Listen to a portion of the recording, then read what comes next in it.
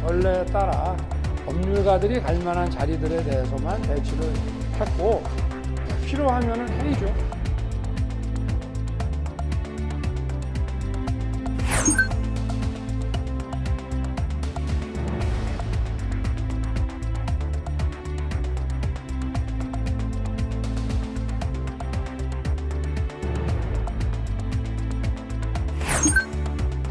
분란을 일으키자는 목적이 강했던 것으로 보이기 때문에 적어도 여당 소속의 국회부의장이 해서는 안 될 추태에 가깝다.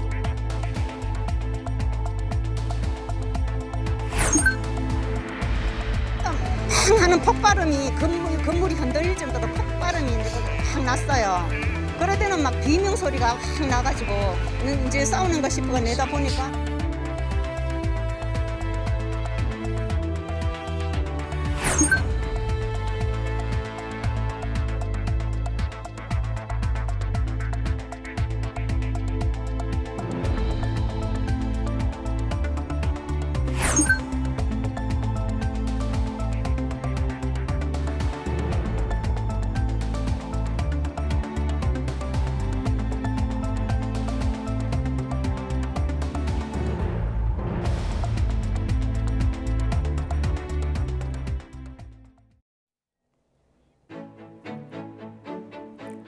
네, 시청자 여러분 오늘 하루도 잘 보내셨습니까? 6월 9일 목요일 YTN 뉴스나이트 시작하겠습니다.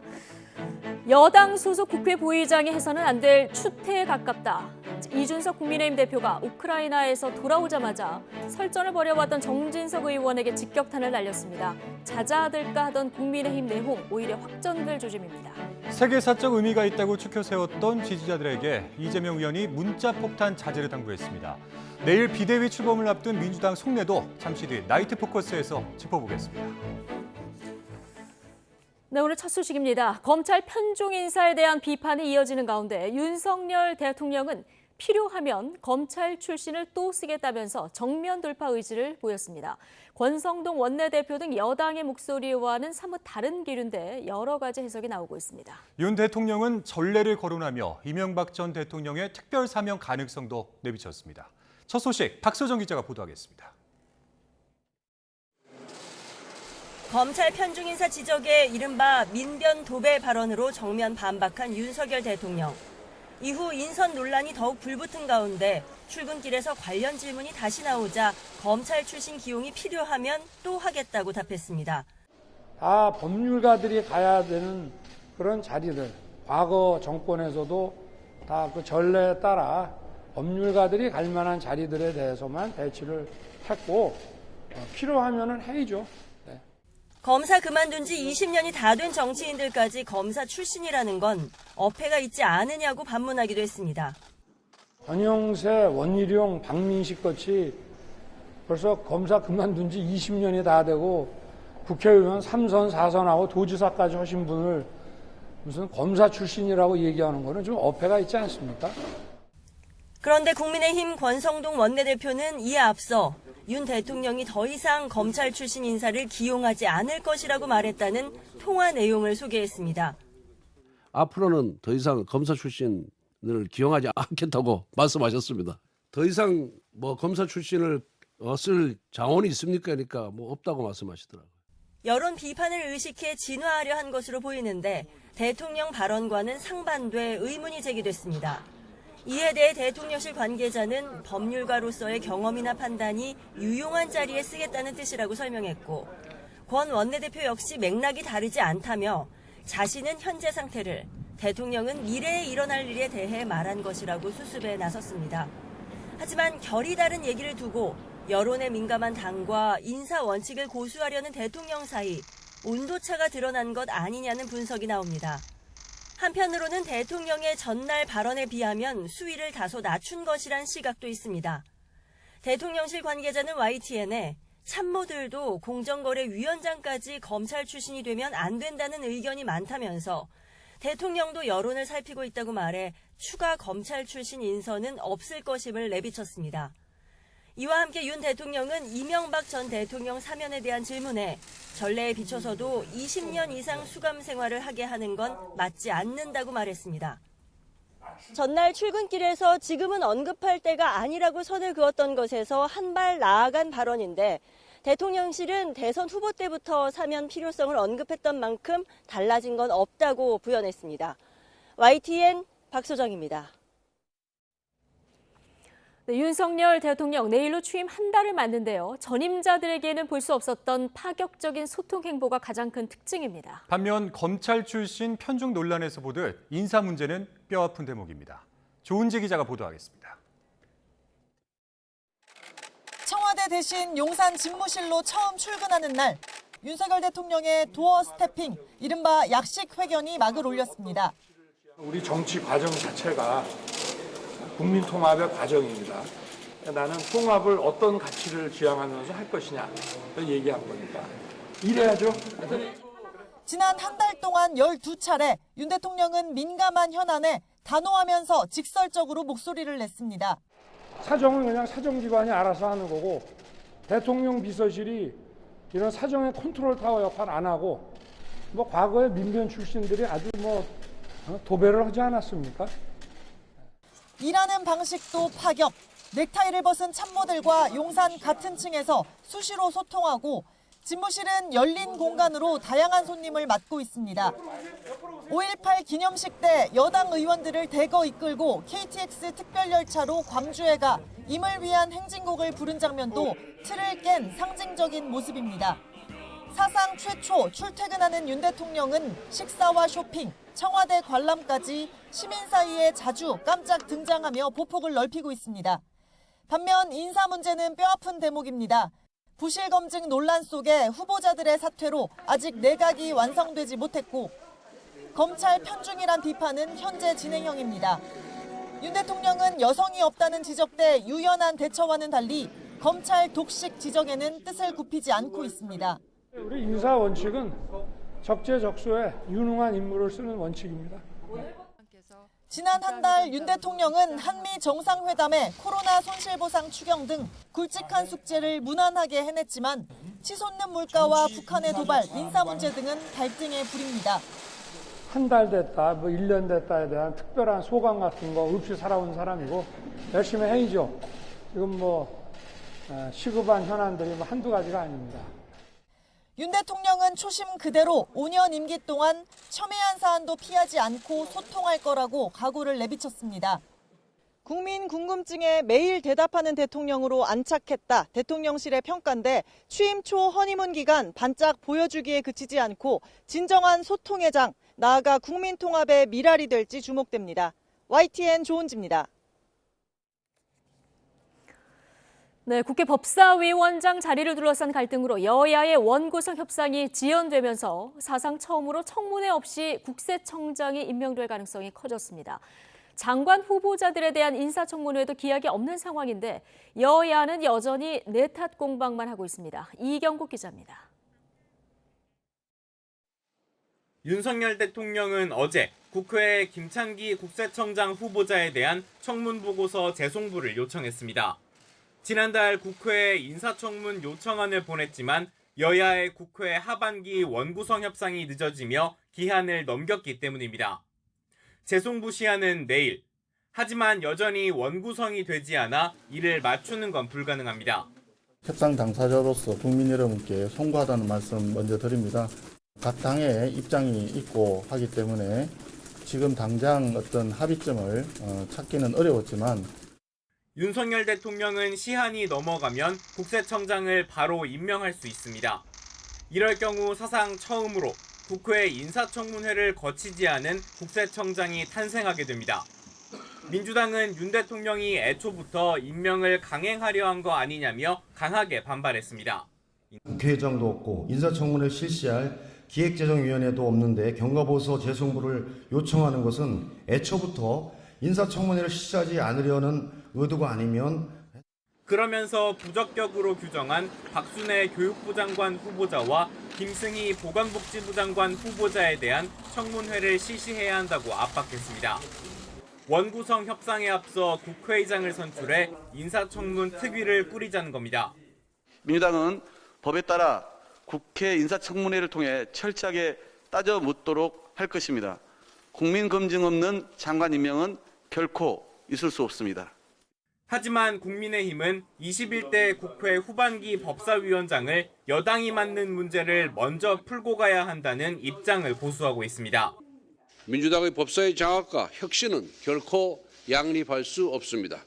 법사위원장을 내려놓는 것이야말로 오만의 정치를 그만두고 혁신을 시작하는 길입니다. 민생 혈안이 산적한 가운데 끝을 모르는 여야의 대립에 장관 후보자 인사청문회까지 패싱될 수 있다는 우려가 커지고 있습니다. YTN 이경국입니다. 네, 국민의힘 이준석 대표와 정진석 의원의 설전이 꼬리를 물고 계속되고 있죠. 당 지도부가 공개적으로 두 사람에게 자제를 촉구하면서 잦아드나 했는데 오늘 이준석 대표 귀국하자마자 정 의원을 겨냥해서 작심 발언을 쏟아냈습니다. 김태민 기자가 전해드립니다. 당 중진인 정진석 의원과 원색적인 비난을 주고받은 국민의힘 이준석 대표는 SNS에 또 한 번 작심 발언을 쏟아냈습니다.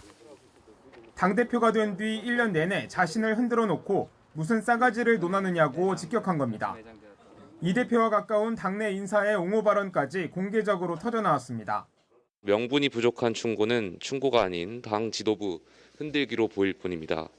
명분이 부족하니 무엇인가 다른 의도가 있는 게 아니냐는 의심의 눈초리를 자초하고 이렇게 두 사람의 설전이 당내 갈등으로까지 번질 조짐을 보이자 국민의힘 지도부는 양측 모두의 자제를 요청했습니다. 논의 자체가 양측의 감정 싸움으로 비화하는 것은 적절치가 못하다. 이제는 더 이상의 그런 소모적인 논쟁을 하지 않는 것이 좋겠다는 것이 제 개인적인 의견입니다. 이후 정진석 의원이 이 대표에 대한 공개 비판을 자제하는 모습을 보이며 휴전 상태에 접어드나 싶었지만 우크라이나 방문을 마친 이 대표는 귀국 직후부터 정 의원을 겨냥해 거친 발언을 이어갔습니다. 분란을 일으키자는 목적이 강했던 것으로 보이기 때문에 저는 그 자체에 대해 가지고 심각한 문제의식을 가지고 있습니다. 정치적 공격을 가하는 것은 적어도 여당 소속의 국회부의장이 해서는 안 될 추태에 가깝다. 갈등의 불씨가 다시 커진 가운데 오는 14일 열리는 국민의힘 의원총회가 주목받고 있습니다. 이 대표가 띄운 혁신위원회가 민감한 공천규칙 변경을 들고 나올 경우 반발 수위가 올라갈 수도 있기 때문입니다. 특히 이른바 혁신 논쟁은 당내 주도권 다툼은 물론 2024년 총선 공천권을 둘러싼 차기 당권 경쟁과도 맞물려 있어서 여당 내 갈등의 뇌관으로 떠오르고 있습니다. YTN 김태민입니다. 네, 더불어민주당에서는 오는 8월 전당대회 지도부 선출 방식을 두고 계파 간 신경전이 가열되고 있습니다. 재선 의원들이 당 대표와 최고위원을 함께 선출하는 집단 지도 체제를 요구하자 친 이재명계가 반발하고 나서는 등 벌써 삿바 싸움이 치열합니다. 박기환 기자가 전해드립니다. 전국선거 연패로 위기에 몰린 당 수습 방안으로 민주당 재선 의원들이 뜻을 모은 건 통합형 집단 지도체제로의 획입니다. 다양한 목소리들을 그러니까 지도부에서 논의되고 이러는 것이 훨씬 더 지금 국민들에게 우리 당의 변화와 혁신에 더 걸맞는 모습 지도체제라고 생각을 한 것입니다. 전당대회에서 당대표와 최고위원을 분리해 뽑는 현재 방식에서 득표 1등이 당대표, 2등부터는 최고위원이 되는 이전 방식을 요구한 겁니다. 이렇게 되면 계파별로 다양한 세력이 지도부에 입성해 당대표에게 집중된 권한이 최고위원들에게 분산될 가능성이 커집니다. 당장 강경파와 친이재명계에선 반발이 터져나왔습니다. 계파 정치가 우려된다, 현실적으로 쉽지 않다며 즉각 반박했습니다. 지금 이 제도가 만들어지기까지의 과정이 있기 때문에 순수 집단 지도체제로 가려면 거기에서 발생되는 비효율과 문제점 이걸 또 어떻게 극복할지에 대한 대안이 분명하지 않으면 쉽지 않지 않나 그런 생각이에요. 친명계는 또 전당대회에서 대의원 비중은 줄이고 권리당원 비중을 높여야 한다고 거듭 주장했습니다. 대선 직후 이재명 의원 지지세에 따라 권리당원 가입이 증가한 만큼 이 의원의 당권 도전에 유리한 방식을 쟁점화하는 겁니다. 대의원표가 고정되어 있는 상태에서 권리당원이 계속 늘어나다 보니까 권리당원이 늘어나면 늘어날수록 계속 그 권리당원과 대의원의 표의 가치가 달라져 버리는 겁니다. 여기에 친문 진영에선 지방선거 참패 책임을 거론하며 친명계를 향한 견제 수위를 끌어올렸는데 비상대책위원장에 내정된 우상호 의원은 전당대회 규정 변경은 당내 상당수 공감이 있어야 한다고 일단 선을 그었습니다. 어떤 게 더 좋다 이렇게 말하기 어렵죠. 그때 역사적인 성격에 따라서 우리가 지도체제를 채택해 왔는데 지금 지도체제를 바꾸려면 당내 구성원들이 상당수가 아마 공감을 해야 되지 않을까 이렇게 생각합니다.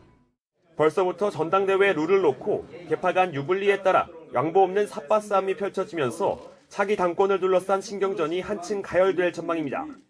YTN 박기환입니다.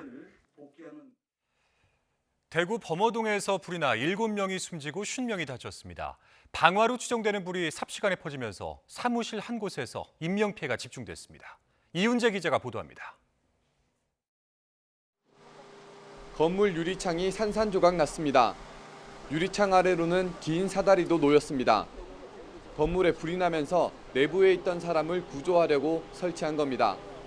유리창이 깨진 이 건물에서 불이 난 건 오전 10시 50분쯤입니다. 2층에서 폭발음과 함께 삽시간에 불이 번졌습니다. 특히 건물 지상층에는 스프링클러가 설치되지 않아 빠르게 퍼지는 불을 막지 못했습니다. 어떤 팡 하는 폭발음이 건물이 흔들릴 정도로 폭발음이 이제 확 났어요. 그럴 때는 막 비명 소리가 확 나가지고 이제 싸우는 거 싶어가 내다 보니까 이 막 연기가 확 나오고 들어오더라고요. 불은 20분 만에 꺼졌지만 인명 피해는 컸습니다. 순식간에 퍼진 불길에 사무실 한 곳에서만 7명이 숨졌습니다. 또 같은 건물에 있던 3명이 다쳤고 40여 명이 연기를 마셔 병원으로 옮겨졌습니다. 피해 규모가 커진 이유는 급격하게 연소 확대가 이루어졌다라고 저희들은 추정을 하고 있습니다. 법원과 가까운 곳에 있는 건물에는 변호사 사무실이 밀집해 있습니다. 경찰은 숨진 7명 가운데 50대 남성 1명이 일부러 불을 지른 것으로 보고 전담 수사팀을 꾸려 수사에 나섰습니다. YTN 이윤재입니다. 네, 방금 보셨던 대구 변호사 사무실 방화 용의자로 50대 남성 A씨를 지목하고 경찰이 수사에 착수했습니다. A씨는 화재 현장에서 숨졌는데 재판 결과에 불만을 품고 범행을 저지른 것으로 보입니다. 허성준 기자가 보도합니다. 한 남성이 흰색 천으로 감싼 물건을 들고 건물 계단을 올라갑니다. 2층으로 들어가면서 뭔가를 꺼내더니 곧이어 내부에서 시커먼 연기가 치솟습니다. 혼비백산한 사람들이 뛰쳐나오고 번쩍하는 섬광과 함께 CCTV도 작동을 멈춥니다. 남자가 들어간 곳은 불이 시작된 2층의 변호사 사무실. 이곳에서 직원 6명을 포함해 모두 7명이 한꺼번에 변을 당했습니다. 경찰은 CCTV 등을 확인해 방화 용의자로 50대 남성 A씨를 지목했습니다. 용의자에 대한 주거지 CCTV 수사에서 어떤 물건을 들고 나오는 게 확인되었기 때문에 두 손으로 이렇게 아는 모습이 확인됩니다. 경찰은 A씨가 사무실 출입구 쪽에서부터 인화성 물질을 뿌린 뒤 불을 붙인 것으로 보고 있습니다. 이 때문에 대피로가 막힌 직원들이 연기에 질식해 화를 당한 겁니다. A씨는 현장에서 숨졌고 분신했을 가능성도 제기됐습니다. 용의자 한 명의 단독 범행으로 일단은 추정되는데 만약에 이 용의자가 혼자 단독 범행으로 한 것이라면 그냥 사건은 공소권 없음으로 전결됩니다. A씨는 재개발과 관련된 투자금을 돌려달라고 소송을 냈다가 패소하자 앙심을 품고 상대편 변호사 사무실에 범행을 저지른 것으로 알려졌습니다. 경찰은 용의자가 숨진 만큼 주변인 수사를 통해 사건 발생 경위와 범행 동기 등을 종합적으로 살필 방침입니다. YTN 허성준입니다. 네, 이번 화재는 규모에 비해서 큰 인명피해를 냈습니다. 사무실이 들어선 층에는 스프링클러가 없었고 연기를 피하기 힘든 폐쇄적인 건물 구조도 피해를 키운 원인으로 꼽히고 있습니다. 차상은 기자입니다. 깨진 유리창 밖으로 몸을 내민 사람들이 애타게 구조를 기다립니다. 유리창문을 뜯어내고 대피해야 할 정도로 화재 당시 상황은 급박했습니다. 유리개는 그리 사람이 못 나오니까 저거 좀 있으면 뜯어야 되거든. 그래 뜯었지. 뜯어놓고 우리 3사람인데 그리 나왔지. 화재로 숨진 사람은 방화 용의자를 포함해 7명, 다친 사람도 50명에 달합니다. 인명피해가 이처럼 큰 건 사무실이 밀집해 있는 폐쇄적인 구조와 함께 화재에 대비한 시설이 부족했기 때문으로 보입니다.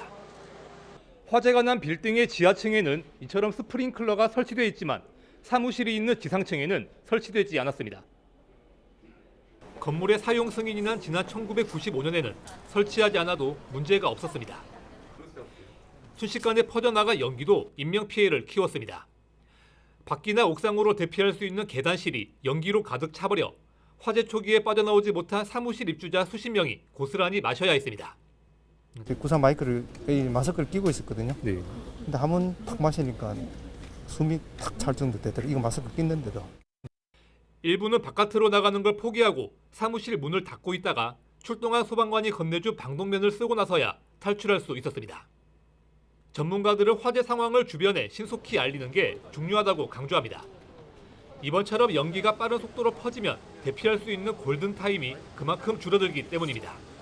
중요한 것은 그 화재가 발생됐다는 것을 다른 사무실 근무하는 사람에게 신속하게 알려줘야 됩니다. 내가 어떻게 대피를 하고 안전한 곳으로 이동을 해야 할 것인가 이런 것들도 근무를 하는 과정에서 한 번쯤 생각해 볼 필요가 있어요. 화재 사고에 취약한 옛 건물에서는 작은 불도 큰 피해로 이어질 수 있는 만큼 사고에 대비하는 체계를 다시 한번 점검해야 할 것으로 보입니다. YTN 차상리입니다.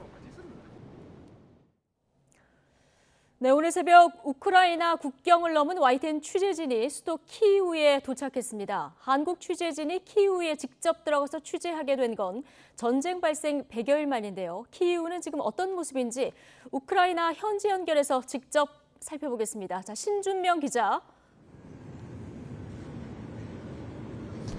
네, 키이우 이르핀시에 나와 있습니다. 네, 자, 신준명 기자 뒤 화면에서 보는 것만으로도 전쟁의 참상이 좀 느껴집니다. 지금 현지 시각 오후 4시쯤 된 것 같은데 신준명 기자 지금 수도 키이우에 들어간 거죠? 네, 그렇습니다. 지금 이곳은 키이우의 북서쪽 외곽 도시인 이르핀시입니다. 지금 제 뒤로 보이는 건물은 원래는 피트니스 센터였다고 합니다. 그런데 지금 포탄을 맞아서 한쪽 벽면이 완전히 무너졌고 뼈대만 앙상하게 드러난 모습입니다.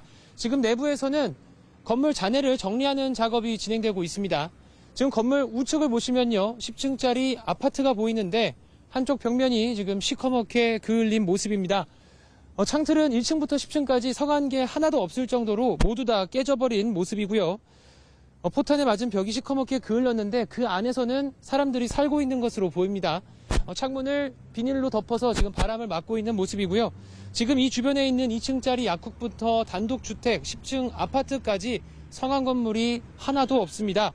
전쟁 초기인 지난 3월 초에 격전이 벌어지면서 발생한 피해지만 여전히 복구는 전혀 진행되지 않고 있는 모습입니다.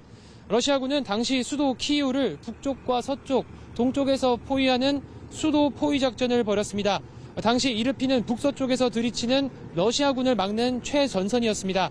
특히 이곳 이르핀은 해군 특수전전단 출신 이근 전대위가 의용군 자격으로 참전했다고 주장하는 곳 중에 하나이기도 합니다. 지난 3월 말 우크라이나는 키이우를 수복했는데요. 우크라이나 검찰은 조사 결과 당시 이르핀을 침공한 러시아군이 고문과 집단 학살을 자행했다고 발표했습니다. 그러면서 최소 7개 지역에서 총격 사건과 시신 집단 매장이 발생했고 시신 290여 구가 발견됐다고 설명했습니다. 네, 자, 신준명 기자 포함해서 YTN 취재팀 오늘 우크라이나에 입국을 해서 키이우까지 지금 이동을 한 건데 전쟁이 진행 중이라는 게 지금 말씀하신 대로 현장에서 그대로 느껴지겠군요. 네, 그렇습니다. 지금 국경을 걸어서 넘어온 저희 취재진의 눈에 가장 먼저 들어온 거는 우크라이나에서 폴란드로 향하고 있는 차량 피난 행렬이 수킬로미터 이상 늘어서 있었다는 겁니다. 이후 국경에서 이곳까지 8시간 넘도록 차를 타고 이동해 왔는데 도로에서는 군용 차량들이 일반 차량들과 함께 이동하고 있는 모습을 아주 쉽게 찾아볼 수 있었습니다. 러시아의 공습을 비교적 덜 받은 국경 쪽은 전반적으로 평화로운 모습이었습니다만 그럼에도 곳곳에는 지역 방위군이 주둔하는 참호들이 설치돼 있었고 도로 곳곳에서 지역 방위군들이 소총을 든 채 검문을 하고 있었습니다. 또 작은 마을 입구에도 전차나 장갑차들의 진입을 막는 구조물이 세워져 있어서 전시 상황이라는 걸 실감할 수 있었습니다. 현지인들에 따르면 키이우 도심에서도 종종 공습 경보 사이렌이 최근까지도 울려서 대피해야 했던 상황이 발생했다고 합니다. 전쟁이 발생한 지 어느덧 105일째입니다. 포화는 우크라이나 동부 전선에 집중돼 있지만 전쟁이 핥히고 간 참상은 지금 우크라이나 전역에 퍼져 있었습니다. 지금까지 키이우 이르핀시에서 YTN 신준명입니다. 사흘째 이어지고 있는 민주노총 화물연대 파업으로 산업 현장 피해가 현실화되고 있습니다. 노조 측은 경찰이 노조원들을 무차별로 연행하고 있다고 주장했습니다. 김인철 기자가 취재했습니다. 공장 정문에서 화물연대 노조원들이 파업 선전전을 펼칩니다.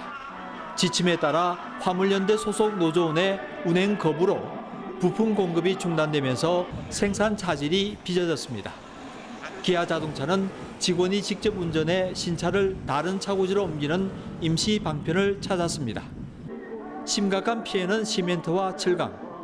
시멘트 출하량은 평소의 10% 수준으로 줄어 하루 매출 손실액만 155억 원에 이른다고 시멘트협회는 설명했습니다. 포스코도 하루 생산량 가운데 절반 정도인 2만 톤 정도만 출하하고 있습니다. 부산항 컨테이너 반출입량이 30% 수준에 그쳤고 경기도 의왕 내륙 컨테이너 기지도 평소 반출량의 8.8% 수준에 그쳤습니다. 어제까지 파업에 참여한 화물연대 소속 조합원은 모두 7,200명. 민주노총 화물연대는 전체 조합원 2만 2천여 명 가운데 33% 정도가 파업에 참여했고 오늘도 전국 곳곳에서 파업을 이어가고 있다고 설명했습니다. 실제로 이제 운행을 해도 지금 적자입니다. 운행을 해도 적자이기 때문에 이번 기회에 우리가 안전하게 일할 수 있는 권리와 일한 만큼의 대가에 대한 보장을 요구하고 있고요. 파업으로 노조원 30여 명이 경찰에 연행되자 화물연대는 경찰이 공격적으로 대응하고 무차별 연행을 반복한다고 주장했습니다. 정부는 화물연대의 정당한 집회는 보장하지만 정상 운행하는 차량의 운송을 방해하는 행위는 법과 원칙에 따라 엄정하게 대응하겠다고 강조했습니다. 정부는 국토부 2차관을 본부장으로 하는 중앙수송대책본부를 구성해 비상수송대책을 마련해 시행한다는 방침입니다. YTN 김인철입니다. 네, 이번 화물연대 파업으로 자동차 업계도 타격을 받아 생산 차질이 빚어지고 있습니다. 반도체 수급난으로 인기 신차는 가뜩이나 1년쯤 기다려야 하는데 차량 인도 기간이 더 길어질 것으로 보입니다. 보도에 김상우 기자입니다. 화물노동자 성수생으로 생존권의 생태다! 하루 6,000대 이상 생산하는 현대차의 울산 공장 앞. 화물연대가 안전운임 일몰제 폐지를 관철하기 위해 현대차를 대표 좌표로 삼아 조합원 차량을 막고 있습니다. 평상시 하루 평균 납품 차량이 10,000번쯤 들어가는데 화물연대 파업으로 70%쯤 급감했습니다. 현대차 부품 납품은 현대 글로비스와 계약한 20개가량의 운송업체를 통해 이루어지는 상황. 이들 화물 노동자 중 70%가 화물연대 조합원입니다. 현재 반도체 수급난으로 1년가량 걸리는 제네시스와 아이오닉 등의 인기 신차의 출고 대기는 더 길어지고 있습니다. 부품 수급 차질로 생산 라인이 가다서다를 반복하는 등 생산 라인 가동이 차질을 빚고 있는 상황이라 신차 출고 대기 기간은 더 길어질 것으로 예상되고 고객 불만들이 발생하고 있습니다. 기아 광주 공장은 신차를 실어 나르는 카캐리어 운전자들의 파업으로 적시장의 차량이 평소 10%에서 현재 80% 선으로 거의 꽉 채워지면서 각종 고육책을 동원 중입니다. 기아 직원들이 임시 운행증을 받아 번호판도 달지 않은 완성차를 직접 운전해서 다른 적시장으로 옮기기도 합니다. 차 부품 생산업체 단체는 3만 개가량의 부품으로 생산되는 차에 단 한 개라도 공급되지 않으면 생산이 중단돼서 모든 부품사가 피해를 볼 수밖에 없는 구조로 파업이 업계의 생존권을 위협하고 있다며 중단을 호소했습니다. 자동차 산업협회 등 10개 기관 연합회는 화물연대가 자동차 산업의 약점을 악용해서 인질로 삼고 있다고 비판하며 파업 중단을 촉구했습니다. 자동차 부품 업체들의 경우 30% 정도 기업이 적자 상황에 빠져 있습니다. 이번 화물연대 파업은 이 부품 업체들에게 엄청난 타격을 주어서 일부 업체들의 경우는 파산이 불가피할 정도라고 생각합니다. 하지만 화물연대는 부품 반입을 여전히 막고 있고 이에 맞서 관련 업계와 단체는 고소 고발전을 예고하면서 강대강 대치로 심화하고 있습니다. 특히 완성차의 생산 차질은 타이어와 철강 등 관련 업계로 도미노처럼 이어지면서 피해가 점점 커지는 양상입니다. YTN 김상우입니다.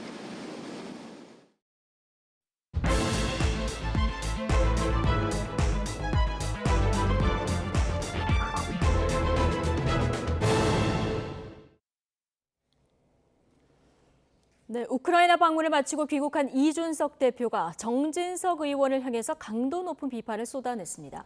민주당은 새 지도부 구성에 속도를 내고 있는데요. 집단 지도 체제를 둘러싼 신경전이 뜨겁습니다. 나이트 포커스, 오늘은 김수민, 김민아 두 분 시사평론가와 함께하겠습니다. 어서 오십시오. 예, 안녕하십니까.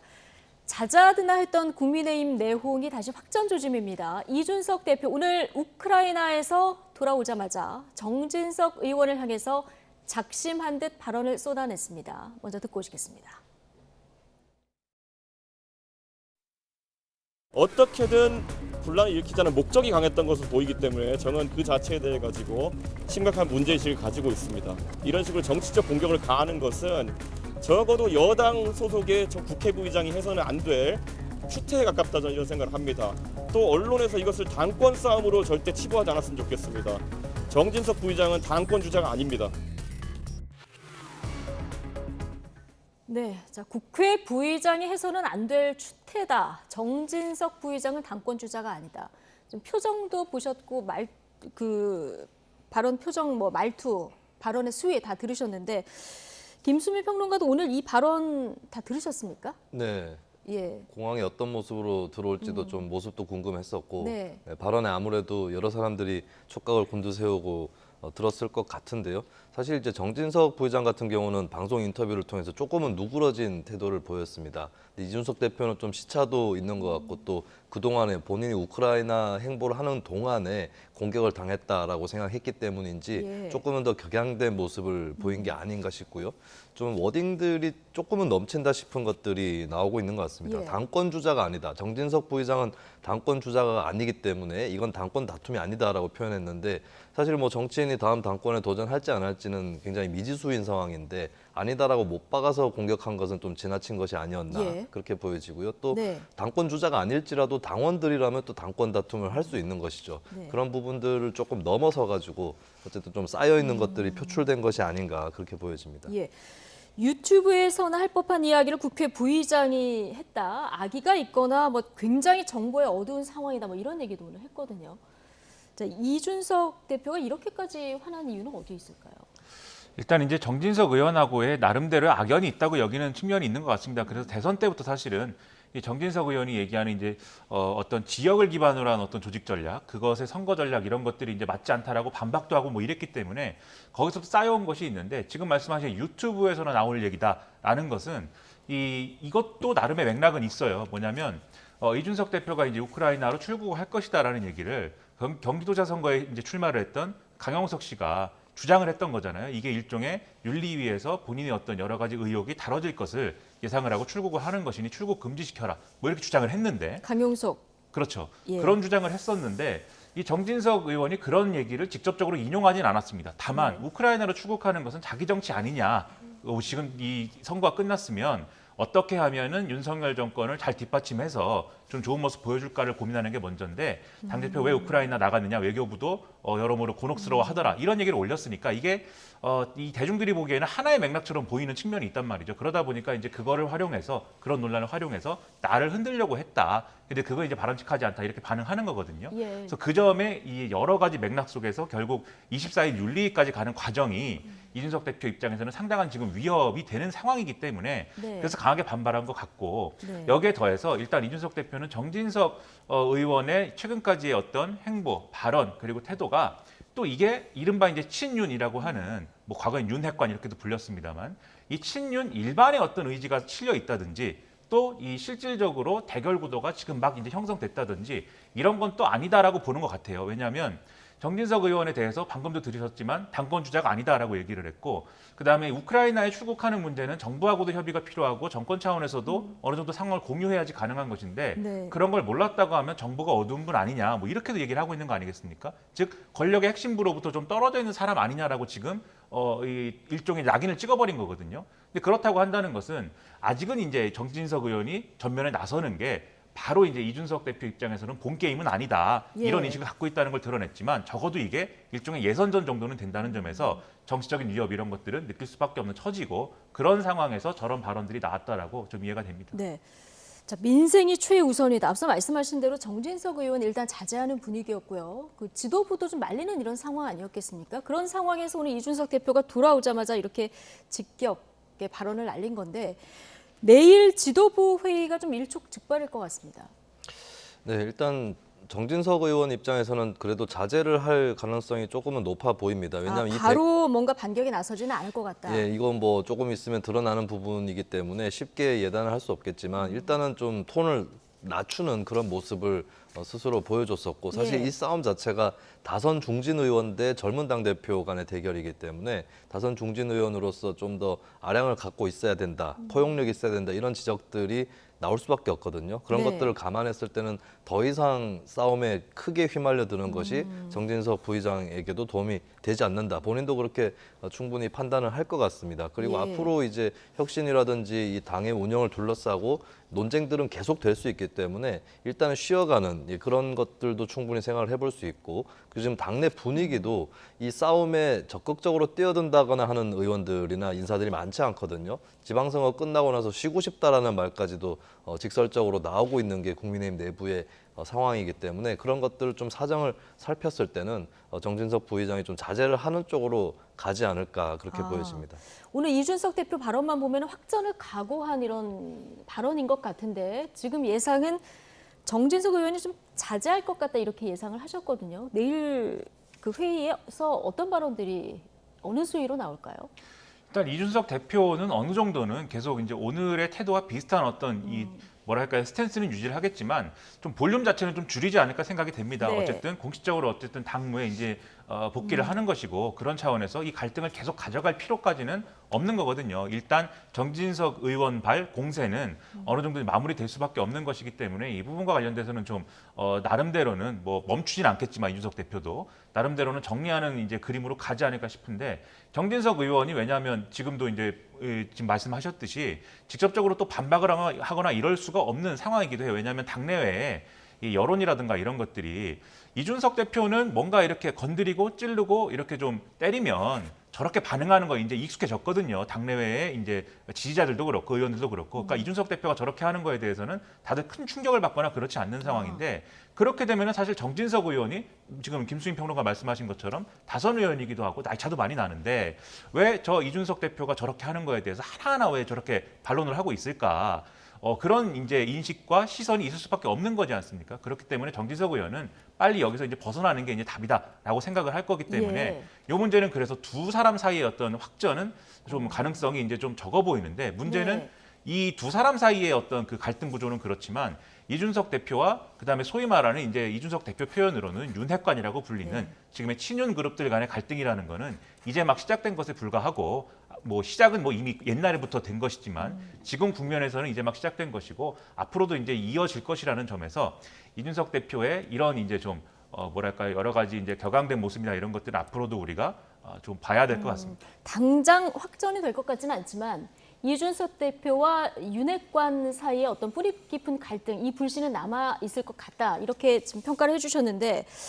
자, 이런 가운데 친윤 그룹이 주축이 된 여당 내 의원 모임이 만들어진다. 자, 일부 이런 보도가 나왔습니다. 이게 가칭 민들레 모임이라고 하고요. 장제원 의원 포함해서 한 30명 정도 참가를 한다. 이렇게 전해지고 있거든요. 오늘 이준석 대표 여기에 대해서도 불편한 심기를 드러냈거든요. 네, 뭐 사조직이라는 표현까지 등장을 했고요. 또 이런 여러 논란을 의식한 듯이 장제원 의원도 SNS에 글을 올려서 어떤 개파를 만드는 것은 아니다라고 해명을 했습니다만, 근데 이렇게 모이게 되면 여러 이제 여의도의 의원들의 공부 모임들이 있는데 공부 모임이 시작될 때마다 결국에는 개파로 발전해 나가는 거 아니냐라는 관측이 나왔고 대부분 또 그랬던 것 같거든요.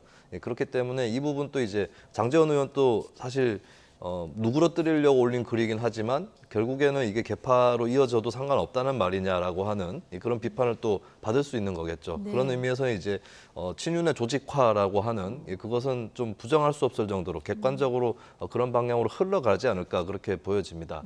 그런데 이제 중요한 부분은 저는 이제 오히려 계파 갈등이라는 것은 당에서 없을 수 없는 것이고 정파 개파는 분명히 필요할 때도 있고 그리고 뭐 필요성을 떠나서 불가피할 때가 있거든요. 그렇다면 차라리 이걸 공식화해서 그렇다면 현재까지 당의 노선에 대해서 우리는 어떻게 보고 있고 이것을 어떤 식으로 바꿔나가거나 지켜야 된다. 이런 논의를 더 발전시키는 게 생산적일 거라고 봅니다.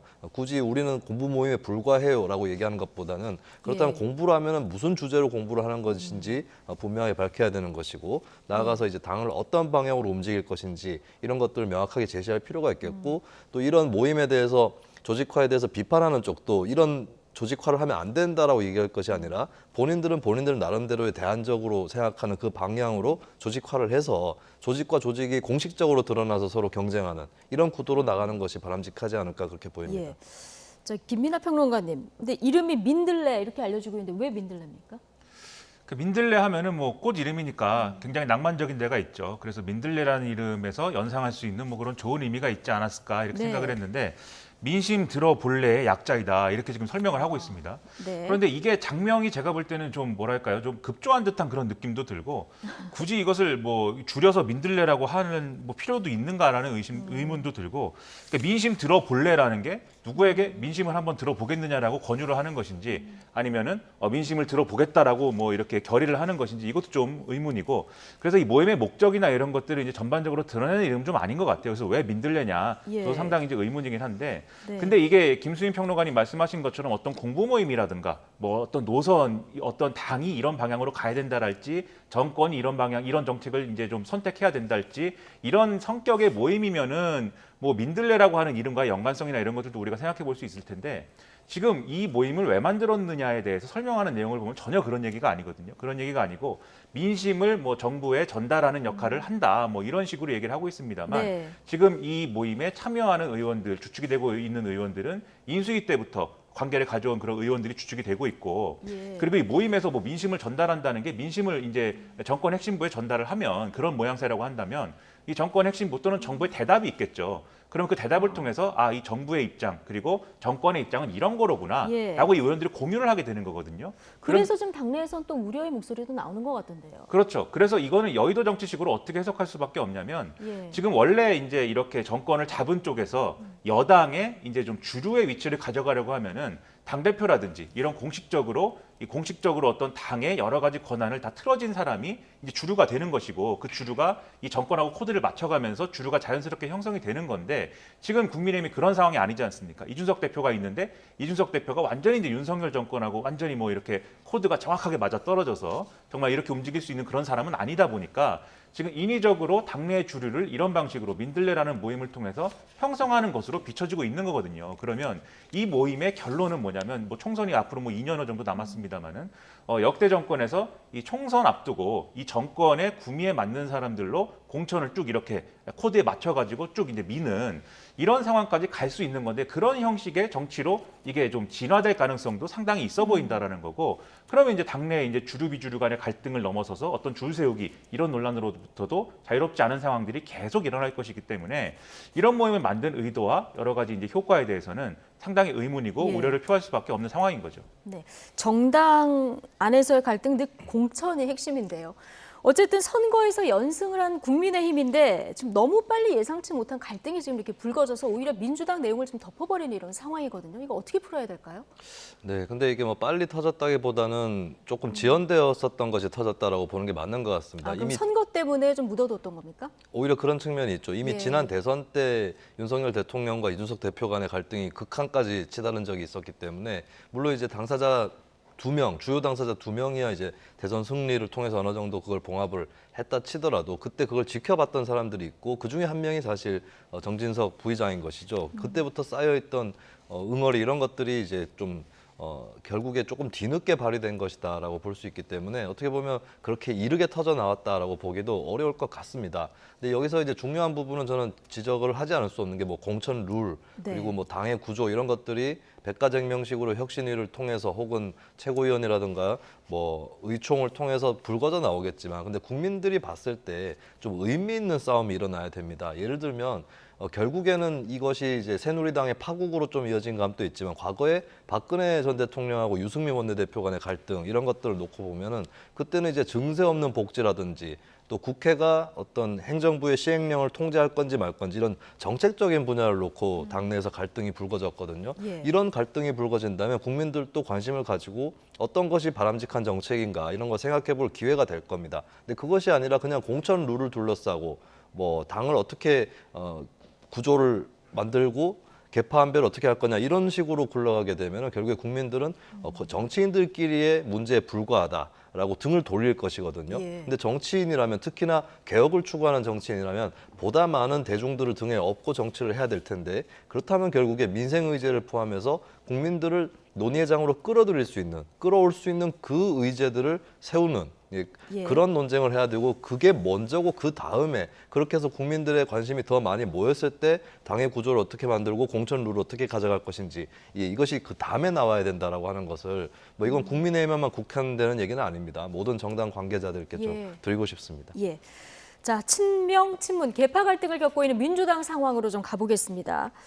자, 이재명 의원이 자신의 강성 지지자들에게 문자 폭탄, 자제를 요청을 했습니다. 얼마 전까지만 해도 이게 세계사적으로 의미가 있는 정치 현상이다. 자, 이렇게 얘기를 했었는데요. 오늘 이렇게 문자 폭탄 자제를 하게 된 배경은 어디 있을까요? 일단 뭐 이재명 의원이 뭐 문자 폭탄을 뭐 세계사적 의미라고 얘기한 건 아니죠. 그렇다기보다는 자신을 지지하는 이른바 자칭 개딸이라고 하는 네. 이 집단이 보여주고 있는 정치적인 어떤 뭐 참여라든지 뭐 이런 움직임에 대해서 세계사적 의미가 있다. 뭐 이렇게 크게 이렇게 평가를 한 거였는데 이게 최근 들어서 이런 형식의 어떤 팬덤 정치랄지 그런 팬덤 정치를 악용하는 어떤 그런 행태들에 대해서는 지금 전반적으로 민주당이 위기다 보니까 그 위기의 원인 중에 하나다라는 지적이 계속해서 나오고 있습니다. 뭐 어제입니까? 엊그제도 이제 그 초선 의원들이 주최하는 토론회에 발자로 나온 전문가들도 이제 주로 그런 얘기를 많이 한 것으로 보도가 되고 있는데 그런 상황이라고 하면은 지금 팬덤 정치의 가장 큰 수혜자는 최근에 대선을 치른 결국 이재명 의원일 수밖에 없는 거거든요.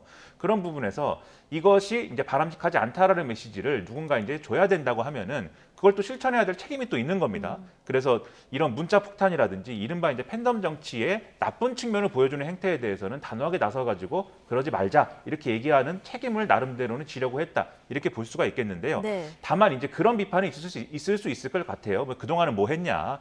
그리고 그동안은 왜 이런 메시지 내지 않았냐? 그리고 이 문자 폭탄이라고 하는 어떤 그러한 이제 행태라는 게 이게 지금은 이제 선거 이후에 벌어진 여러 가지 상황과 평가 속에서 이게 뭐 잘못됐다든지 이런 얘기가 나오는 거지만 사실은 이 민주당의 어떤 근본적인 어떤 정치적인 오류라는 것은 이전 정권으로부터도 계속 이제 내려온 그런 측면들이 있는 거잖아요. 그런 것들이 있다 보니까 뭐 이재명 의원이 단지 개인적 차원에서 자기 지지층에게 자제해달라 이런 걸 넘어서 가지고 네. 이 문제를 근본적으로 어떻게 이제 고칠 것인지 그리고 이런 당의 체질, 이런 이제 팬덤 정치에 그냥 이제 편승해서 얹혀가는 이런 당의 이 어떤 체질을 어떻게 바꿀 거냐에 대한 책임 있는 어떤 그 로드맵이라든가 이런 것들도 얘기해야 될 필요도 있거든요. 그래서 그런 여러 가지 맥락 속에서 이 자제 요청을 바라봐야 될 필요가 있다는 생각이 좀 듭니다. 예.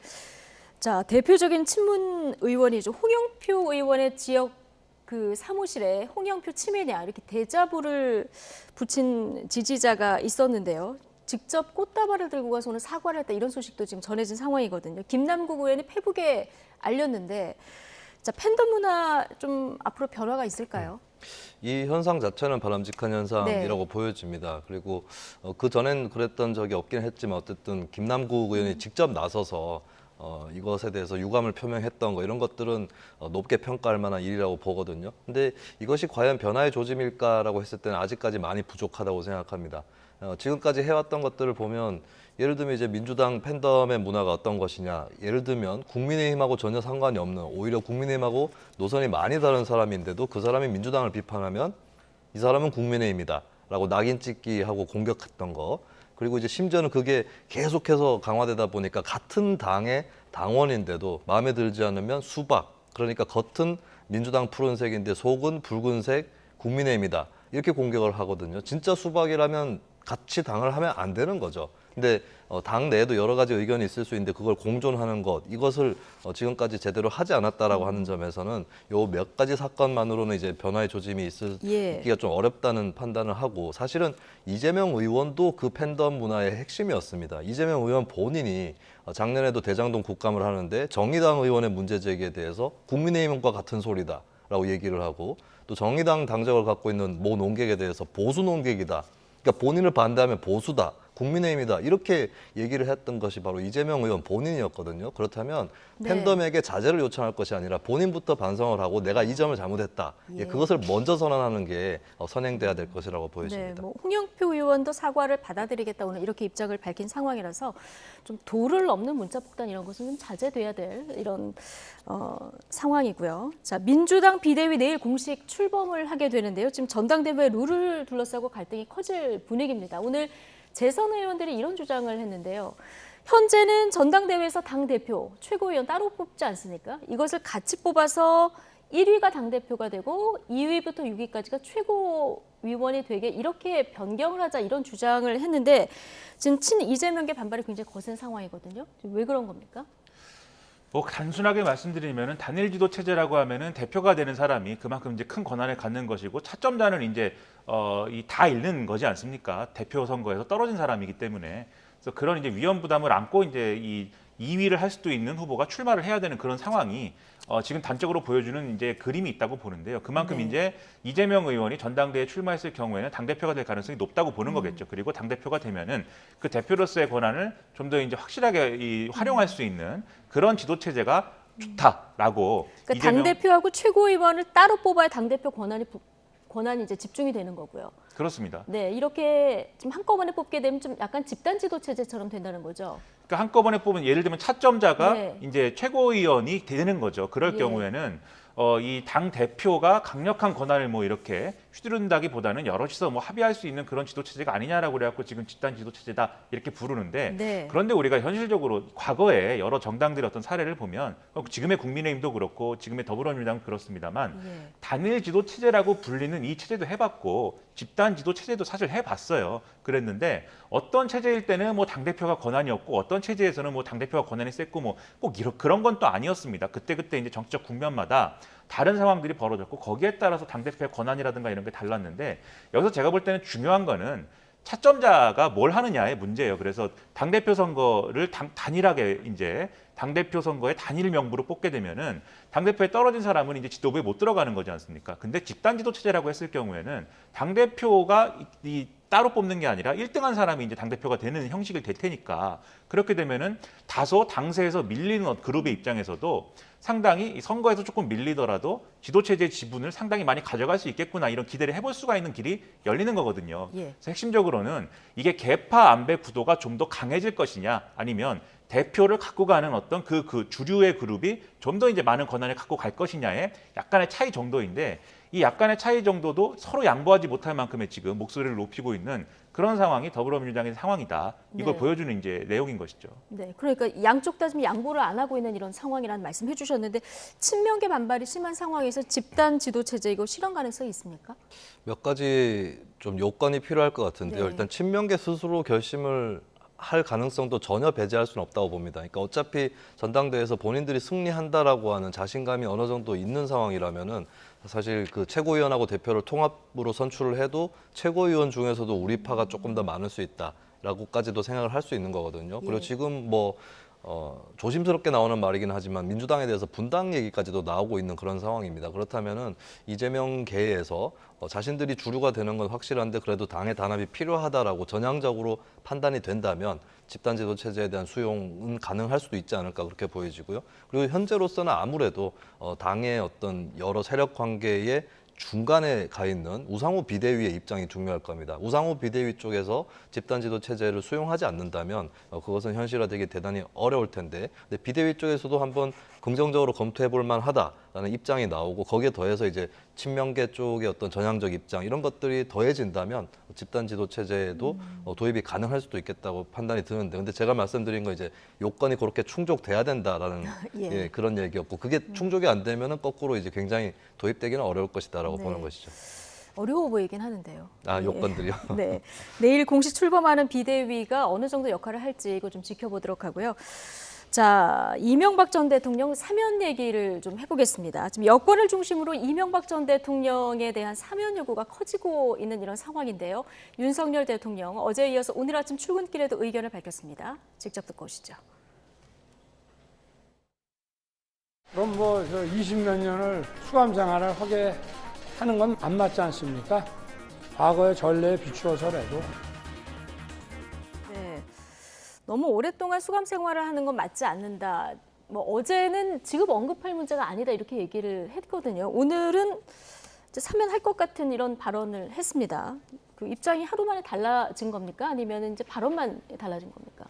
일단 윤석열 대통령은 이제 대선 때부터도 이명박 전 대통령에 대한 사면이 이제 필요하다 이렇게 네. 얘기해온 바 있죠. 그래서 그런 입장은 기본적으로 이제 갖고 있다고 생각이 되는데 다만 지금 시기에 할 수 있는 것이냐 그리고 이 국민 여론이나 이런 것들이 무르익은 것이냐 이런 것들에 대한 판단은 좀 달리 해야 될 필요가 있으니까 그런 거에 대한 본격적인 지금 판단을 내리는 그런 어떤 구조로 들어간 것 같지는 않아요. 왜냐하면은 사면을 할 거냐 말 거냐는 결국 뭐 지금 유력하게 얘기가 되는 시점이라는 거는 8월 15일이지 않습니까? 네. 광복절 특별사면을 이제 하는데 이제 넣느냐 마느냐인 건데 그럼 아직 이 시일이 남아 있는 거고 그 시일 내에 여러 가지 이제 정무적인 판단을 해야 될 필요성이 있는 거죠. 당장 지금 이 이명박 전 대통령 사면 얘기가 나오는 이유는 형 집행정지 신청을 했기 때문인데 이 형 집행정지 신청이라는 것은 건강에 안 좋다라는 게 핵심이고 고령이고 건강에 안 좋다라는 게 핵심이고 고령과 건강에 안 좋다라는 조건이 합쳐지면은 이제 혹시라도 전직 대통령이 이제 어떤 수감된 상황에서 좀 안 좋은 일이 벌어진다거나 이런 것들도 국민들 입장에서는 충격이고 이제 여러모로 이제 안 좋으니까 그런 것들도 고려할 필요가 있다라고 하면 사면 얘기를 좀 꺼내보자 이런 맥락에서 지금 얘기를 하고 있는 거거든요. 그래서 이런 논의의 어떤 대통령의 입장을 얘기한 거라고 보는데요. 다만 이제 이런 방식으로 얘기하는 게 바람직한 거냐에 대해서 종종 의문입니다. 왜냐하면 이 몇십 년을 전례에 비춰봐서라도 이제 20몇 년 수감 생활은 안 맞다라고 얘기하는 것은 그러면 그 안 맞는 것을 왜 그러면 이명박 전 대통령이 수사하고 재판을 할 때는 왜 구형을 했고 재판부는 왜 그럼 그 선고를 했겠습니까?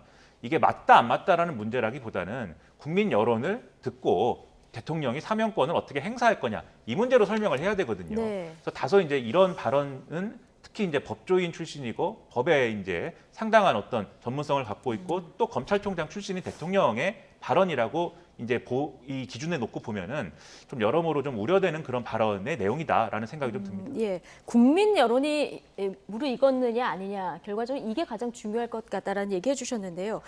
민주당은 사실 이명박 전 대통령 사면 관련해서는 박근혜 전 대통령 사면하고는 조금 결이 다른 반응을 지금까지 보여왔습니다. 이게 노무현 전 대통령 수사가 사실 이명박 전 대통령 재임 기간에 있었기 때문에 이런 구원이 남아있는 상황 아니겠습니까? 자, 국민적인 여론이 무르익느냐 마느냐 굉장히 중요하다고 하셨는데 어떻게 보십니까? 네, 일단 그 전에 조금 짤막하게 해프닝 같은 건데 좀 지적을 하자면 윤석열 대통령이 이제 20몇 년 살게 하는 거 아니지 않느냐라고 얘기를 했잖아요. 그렇죠. 근데 이명박 전 대통령은 사실 징역 17년 선고가 됐습니다. 그러니까 구형이 아마 23년이었던 건데 아마 본인이 검사라서 구형량으로 착각을 하신 게 아닌가 그런 생각도 드는데 근데 이게 그런 게 있어요. 그러니까 만약에 민주당 정부였다, 지금이 민주당 정부였다 그러면은 이제 이명박 전 대통령을 사면한다라고 한다면 지지층 일부도 어느 정도는 좀 납득을 해서 국민 여론이 좀 넉넉하게 다수가 된 상태에서 추진을 하는. 그러니까 지난번에 박근혜 전 대통령 사면하고도 좀 비슷하죠. 그때도 이제 물론 처음엔 팽팽했는데 막상 문재인 대통령이 결심을 하니까 찬성 쪽으로 잘했다 쪽으로 여론이 많이 기울었었습니다. 그래서 그런 식으로 이제 일종의 국민 통합 효과가 날 수는 있는데, 근데 지금 좀 다른 것이 많이 다른 것이 윤석열 대통령이 이제 사면을 단행한다라고 했을 때는 사실 윤 대통령 본인은 구원을 해소하고 통합을 한다라고 생각할 수도 있습니다. 왜냐하면 본인이 수사를 했기 때문에. 근데 국민들이 봤을 때는 일단은 그래도 이명박 전 대통령이나 윤석열 대통령이나 국민의힘 계열에서 배출된 전현직 대통령이거든요. 그렇다면 대선과 지선을 이기더니 같은 편인 사람을 풀어주는 게 아니냐. 이런 여론이 좀 불거질 수가 있습니다. 그러다 보니까 저는 윤석열 대통령의 어제 신중한 입장도 그런 맥락이 분명히 깔려 있었다라고 보여지거든요. 그렇기 때문에 저는 만약에 정말 윤석열 대통령이 이 이명박 전 대통령에 대한 사면을 좀 이렇게 무난하게 처리하기 위해서는 일단은 좀 숨을 죽일 필요가 있다는 생각이 듭니다. 현재 빠르게 추진할 일은 아닌 것 같고요. 왜냐하면 아까 말씀드렸다시피 선거 끝나자마자 결국에 그것부터 챙기냐고 하는 그런 비난이 나오기 때문에 그렇다면 일단은 좀 여론의 추이도 지켜보고 그리고 대통령 본인이 밝혔던 대로 민생 의제라든지 이쪽으로 먼저 좀 추진을 하는 모습을 보이는 게 낫지 않을까 보여지고요. 그리고 또 하나의 고비가 이제 형 집행정지를 이제 이명박 전 대통령 쪽에서 신청을 했는데 예. 이것은 뭐 건강이나 이런 것들을 살펴서 인도적 차원에서 결정될 수도 있는 거거든요. 근데 형 집행정지가 되면 되는 대로 또 굳이 빨리 사면을 하지 않아도 되는 여유가 생길 수도 있습니다. 그렇기 예. 때문에 윤 대통령 입장에서는 조금 시기를 더 보는 것이 더 현명한 네. 결정이 아닐까 그렇게 보여집니다. 광복절 전까지 여론이 어떻게 움직이는지 이 추이를 좀 지켜봐야 될 것 같고요. 자, 지금 다뤄본 대통령의 사면 관련 발언 역시 지금 아침마다 이어지고 있는 출근길 약식 회견에서 나온 발언인데요. 대통령 집무실이 용산으로 옮겨지면서 가장 달라진 풍경이죠. 윤 대통령 내일 취임 한 달인데요. 자, 그동안 출근길 발언들 영상으로 모아봤습니다.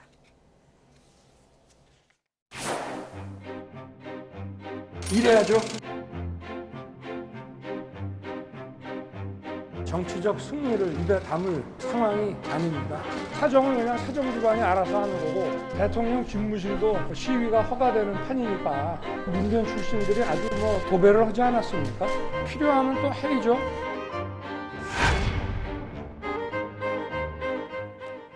네, 자, 도어 스태핑. 이제 약식 회견, 이건 대통령 집무실이 옮겨져서 국민들이 보기에는 굉장히 어떻게 보면 낯설고 새로운 이런 풍경인데 매일매일 그래도 하고 있습니다. 어떻게 보십니까? 저는 이렇게 대통령이 본인의 생각을 직접 네. 기자들에게 밝히고 또 실시간으로 질의응답도 하고 이런 모습은 상당히 이제 좋은 모습이라고 생각을 하고요. 네. 이런 것들이 가능해야죠. 가능한 체제여야 되고 다른 국가들의 경우에 예를 들면 우리가 많이 언급하는 미국이라든가 일본의 경우도 꼭 이런 형식은 아니더라도 뭐 유사한 그런 절차들을 다 밟고 있습니다. 그래서 뭐 미국 대통령 같은 경우에는 로즈가든 나갈 때 이제 기자들하고 만나서 거기서 즉석에서 질의응답 한다든지, 그다음에 일본의 이제 수상 같은 총리 같은 경우도 꼭 이 비슷하게 이제 도어 스태핑하면서 꼭 그 자리에 서서 이제 기자들 질의응답 받고 이런 자리가 있거든요. 예. 왔다 갔다 할 때마다 그걸 하는데 그런 것처럼 우리도 이제 이런 모습을 대통령이 하는 것을 볼 수가 있다. 이 점은 상당히 이제 뭐 체감된 어떤 변화이다 이런 생각이 드는데요. 네. 다만 이걸 통해서 볼 수 있는 대통령의 속마음이랄지 또는 기본적인 태도랄지 이런 것들은 또 이 모습 자체가 긍정적인 건 긍정적인 대로 이 발언과 태도는 또 평가의 대상이 될 수밖에 없는 거고 평가의 대상이 돼야 되는 거거든요. 그래서 지금도 여러 가지 평가와 이런 것들이 엇갈리면서 나오고 있지 않습니까? 그래서 이런 평가들이 있으면 예를 들면 어떤 발언은 대통령이 너무 경솔했다든지 어떤 발언은 지나친 남탓으로 비춰진다든지 이런 네. 것들에 대해서는 또 대통령이 그런 지적이 있다면 그걸 수용하고 그 수용하면서 변화된 모습을 보여주는 게 이런 이제 약식 회견의 효과를 극대화하는 방안이거든요. 그래서 앞으로 그런 모습을 보여줄 것을 또 기대를 하고 있습니다. 네. 불편한 질문도 다 받고 바로바로 이제 대답도 하고 이런 모습 국민들이 굉장히 신선하게 볼 것도 같은데 또 너무 솔직하게 대답을 하다 보니까 또 혼선도 좀 있습니다. 오늘 검찰 인사 편중 관련해서 좀 윤석열 대통령하고 권선동 원내대표 사이에 좀 메시지가 얽히는 이런 일도 있었어요. 네, 공교롭게도 이제 오전에 원성동 원내대표 쪽에서는 더 이상 뭐 검찰 인사에 대해서는 좀 대통령께서도 이제 조심한다고 했다는 식으로 네, 통화해서 이렇게 얘기를 그렇습니다. 했다. 그러니까 본인의 권성동 원내대표의 의견이 아니라 본인이 대통령 입장을 그렇게 들었다라고 하는 것을 이제 전달을 한 거거든요. 근데 저 대통령은 또 검찰 출신이라도 또 할 수 있다, 필요하면 할 수 있다 이렇게 얘기를 하면서 또 엉키는 이런 모습이 좀 보여진 것 같습니다. 이게 이제 매일매일 이렇게 시도를 하다 보니까 뭐 모든 것들을 다 준비를 할 수는 없겠죠. 하지만 계속해서 즉흥적으로 말하는 듯한 것은 좀 자제돼야 된다. 왜냐하면 이게 기자들하고 질문을 여러 개를 주고받는 건 아니기 때문에 딱 그 전날 밤에 생각을 해봐도 예상 문제가 있을 거예요. 그럼 예상 문제를 좀 뽑아놓고 거기에 맞춰가지고 그리고 때로는 좀 시적인 표현이나 비유적 표현 이런 것도 좀 써가면서 하는 게 더 좋지 않을까. 현재까지는 글쎄요. 이게 진짜로 그런 건지 아니면은 본인은 다르게 또 준비를 했는데 즉흥적으로 비치는 건지는 잘 모르겠는데 좀 즉흥적으로 얘기한다 싶은 그런 것들이 물론 그게 꼭 잘못된 건 아닙니다. 즉흥적으로 얘기한다 싶을 때도 있어야 되겠죠. 근데 네. 좀 계속 매번 좀 그런 느낌을 어느 정도 주고 있고 그리고 어제 한 답변하고 오늘 한 답변하고 비록 완전 상충되는 건 아닐지라도 뭔가 결이 달라 보이면서 이제 사람들의 해석이 더 구구해지는, 분분해지는 그런 상황으로 가는 거는 좀 통제할 필요가 있지 않을까. 그런 의미에서 저는 이제 밤마다 대통령에게 의미 있는 시간이 되기를 바라겠습니다. 밤마다 의미 있는 시간이 내일 아침에 뭐라고 대답할 건가. 네. 그리고 말이 길지 않으면서도 오해를 사지 않고 축약적으로 잘 표현할 수 있는 것이 무엇일까. 네. 이거를 가다듬다 보면은 아마 정치적인 레토릭이라든지 이런 것들도 계속해서 성장하는 대통령이 되지 않을까 그렇게 봅니다. 김종인 전 위원장이요. 출근길 질의응답이 조금 거칠다. 윤석열 대통령이 황홀경에 빠져 있다. 얼마 지나면 못 볼 거다. 이런 전망도 했고요. 또 하나, 지금 여기서 쓴소리할 사람은 한동훈 장관밖에 없다. 이렇게 주장을 했거든요. 어떻게 보십니까? 김종인 전 위원장 입장에서는 여러 가지 해석과 여러 가지 제안을 할 수 있을 텐데 지금 출근길 질의응답이 거칠다, 너무 즉흥적이다, 실수도 있다 이런 지적이 이제 있을 수 있는 얘기죠. 네. 그런데 저는 김수민 평론가 말씀하신 것처럼 이런 것을 보완하려면 나름대로의 준비가 필요하고 이런 것들이 있어야 되는데 그러기 위해서는 윤석열 대통령 본인의 노력도 중요하지만 참모들이 잘 역할을 해야 됩니다. 예를 들면 검찰 인사에 대해서 지금 얘기한 걸 봐도 권성동 원내대표가 검찰 인사 앞으로 없을 것이다라고 얘기하는 것은 비판 여론이 있기 때문에 이제 그것에 어떤 반영하는 모습을 보여주기를 바라는 거고 반영하는 모습을 보여주기 위해서 한 거지 않습니까? 오늘도 신문은 보면은 이 정파 불문, 논조 불문, 이 검찰 인사 너무 편중돼 있고, 그러니까 검찰 출신 인사들이 요직에 가고 있는 어떤 이런 상황은 너무 편중 인사이고 문제가 있다라고 다 지적하고 있거든요. 그런 것들이 대통령이 이런 논조들의 신문 보도가 이어지고 있다라는 것을 보고를 받고 거기에 맞는 메시지를 내야 되는 것인데 오늘도 보면 이런 메시지라고 한다면 심지어 권성동 원내대표의 뜻하고도 이런 이제 나름대로 이 중마고우다, 최측근이다 이런 얘기 많이 했는데 가까운 사람들 얘기도 안 듣는 거 아니냐 이런 의문을 자아낼 수 있는 그런 장면이었기 때문에 그런 것들을 고쳐야 된다라는 취지로 받아들여야 될 것 같고요.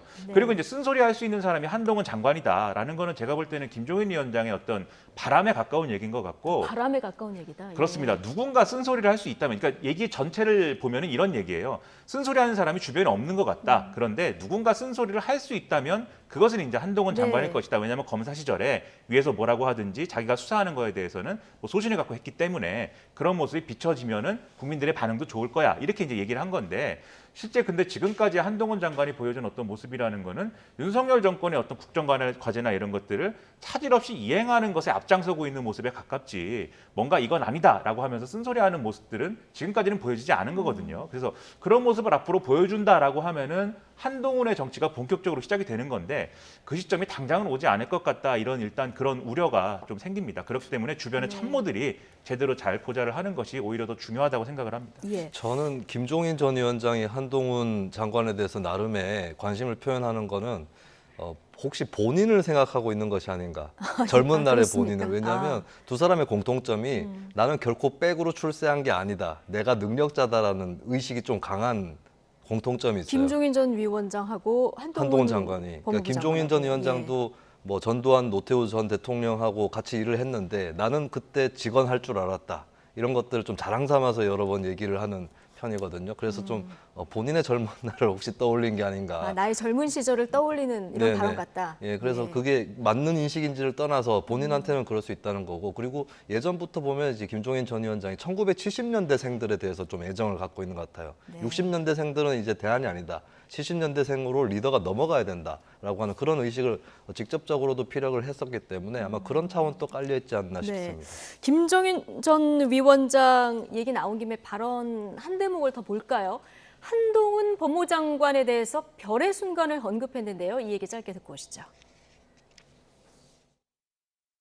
한동훈 법무장관이 앞으로 법무장관 직책을 수행하면서 어떻게 국민의 눈에 비치느냐에 따라서 본인도 별의 순간을 잡을 수도 있다고 봐요. 그러기 위해서는 지나치게 검사 생활에 젖었던 거를 강조를 하질 않아야 돼요. 네, 윤석열 대통령에게 별의 순간을 처음 언급했던 분 아니겠습니까? 법무부 장관 역할을 어떻게 수행하느냐에 따라서 별의 순간을 잡을 수도 있다고 본다. 이렇게 얘기했습니다. 어떻게 들으셨습니까? 그러니까 이게 하나의 맥락으로 좀 이어지는 측면이 있는데요.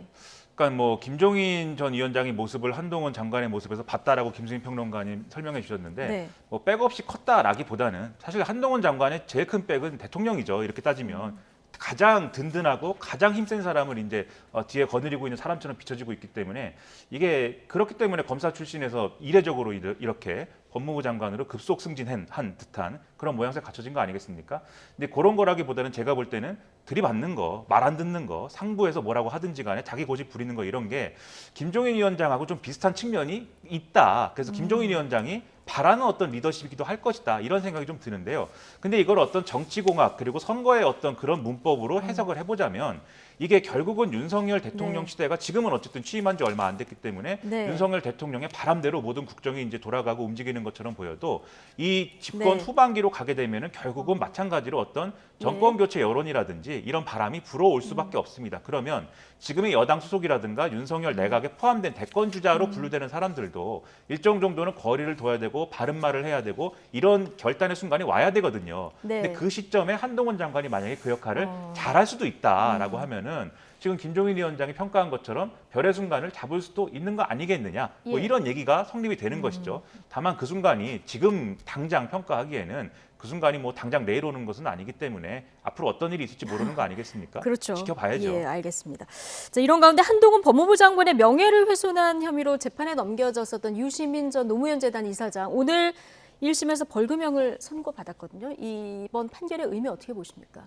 일단은 유시민 전 장관이 본인이 계좌 추적을 당했다라고 얘기를 했고 사실 그것은 많은 부정적 영향을 여론에 끼쳤죠. 그게 진실이면 어떡하느냐라고 하는 측면에서 많은 사람들이 들썩들썩했던 뉴스였는데 그것이 이제 충분한 근거라든지 이런 것들 확보되지 않은 상황에서 했던 얘기인 건 맞는 거고 또 공교롭게도 그걸 좀 재차 더 강조를 해서 얘기를 했을 때는 한동훈 당시 검사에 대해서 수사심의위원회가 열리는 그날이었습니다. 그런 점에서는 이제 좀 그 공익적이지 못한 그런 행보를 했던 것은 맞는다라고 볼 수가 있겠고요. 근데 다만 이제 한동훈 장관 쪽도 유념을 해야 될 것이 유시민 씨하고는 별개의 일입니다. 이거는 이제 채널A 사건에 대응하는 과정에서 또 채널A 또 다른 기자들하고 공동 대응을 한다거나 또 이제 MBC의 보도가 사전에 유출이 됐다거나 이런 것들이 추가로 밝혀졌거든요. 그 부분은 또 다른 의미에서의 검언 유착으로 그렇게 평가받을 수 있는 부분이기 때문에 이런 문제에 대해서는 좀 겸허하게 좀 성찰하는 게 필요하지 않을까 그렇게 보여집니다. 지금 유시민 전 이사장과 한동훈 법무부 장관의 이야기를 좀 지금 잠깐 들어보실 텐데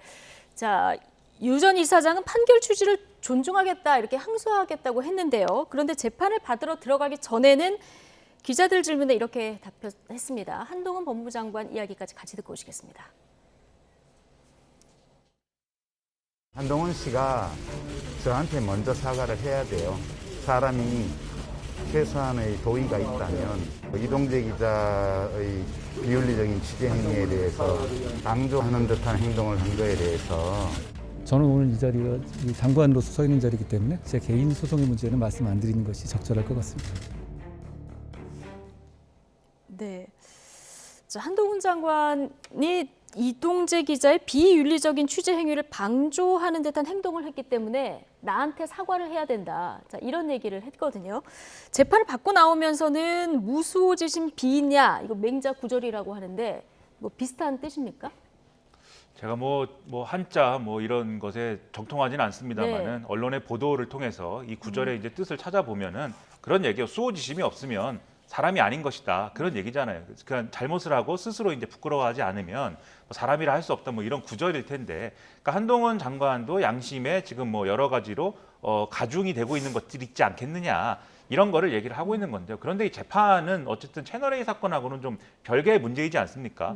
그런 점에서 이제 이 얘기를 굳이 하고 있는 것은 결국은 이 노무현 재단의 뭐 계좌를 들여다봤다거나 하는 이런 발언이 채널A 사건부터 불거진 검찰에 의해서 내가 뭔가 피해를 보고 있다라는 그런 인식하에서 이루어진 행위였다라는 거를 계속 이제 드러내고 싶어하는 것 같아요. 그리고 그런 것들이 지금 재판의 결과를 보더라도 판결문 잘 보면은 그런 정도의 인식을 가졌을 수도 있는 어떤 발언이다라는 평가는 있거든요. 판결문에도. 그래서 그런 차원의 얘기로 볼 수가 있을 텐데 저는 유시민 전 이사장이 이 지난 정권에서 했던 수많은 발언이라든가 행동이라든가 선택이라든가 이런 것들이 우리 사회 공동체에 상당한 피해를 저는 줬다고 생각을 합니다. 바람직하지 않은 발언과 행동들이 너무 많았어요. 지식인으로서 이제 그렇게 하는 것이 바람직한 것인가? 평론가 입장에서 상당한 이제 의문이 있는데, 근데 그것과 별개로 또 한동훈 장관이 검사이던 시절에 이런 방식으로 명예훼손에 대해서 이렇게 했어야 되는 것이냐, 명예훼손이 당했다라는 취지로 이렇게 이제 고소를 했어야 되는 거냐에 대해서는 그것도 좀 의문입니다. 그래서 이런 소송이 지금 윤석열 정권에서 계속 이어져 가야 되는 것이 어찌 보면은 한동훈 장관 입장에서는 부담일 수 있어요. 그래서 그런 점은 상당히 유감스러운데, 그렇다고 해서 지금 재판을 뭐 일방적으로 그만하자 이럴 수도 없는 거거든요. 유시민 이사장 이제 항소한다고 했으니까 항소를 하면 재판은 계속 가는 거 아닙니까? 그래서 이 문제가 지금은 뭐 유시민 전 이사장이 여러모로 좀 불리한 의미의 어떤 유죄 판결이 나온 것 같고 그런 것으로 보이지만, 저는 이것도 나중에 가면은 좀 부담으로 이 한동훈 장관과 정권에 돌아올 가능성이 크다고 저는 생각을 합니다. 네, 뭐 재판이 부담이 될 수 있다 말씀하셨는데, 지금 유시민 전 이사장 상대로 한동훈 장관이 5억 그 손배 소송도 지금 하고 있는 상황이라 이 재판 결과도 좀 주목되는 이런 상황입니다. 자, 오늘 두 분 말씀 여기까지 듣겠습니다. 김수민, 김민아 두 분 시사평론가와 함께했습니다. 고맙습니다.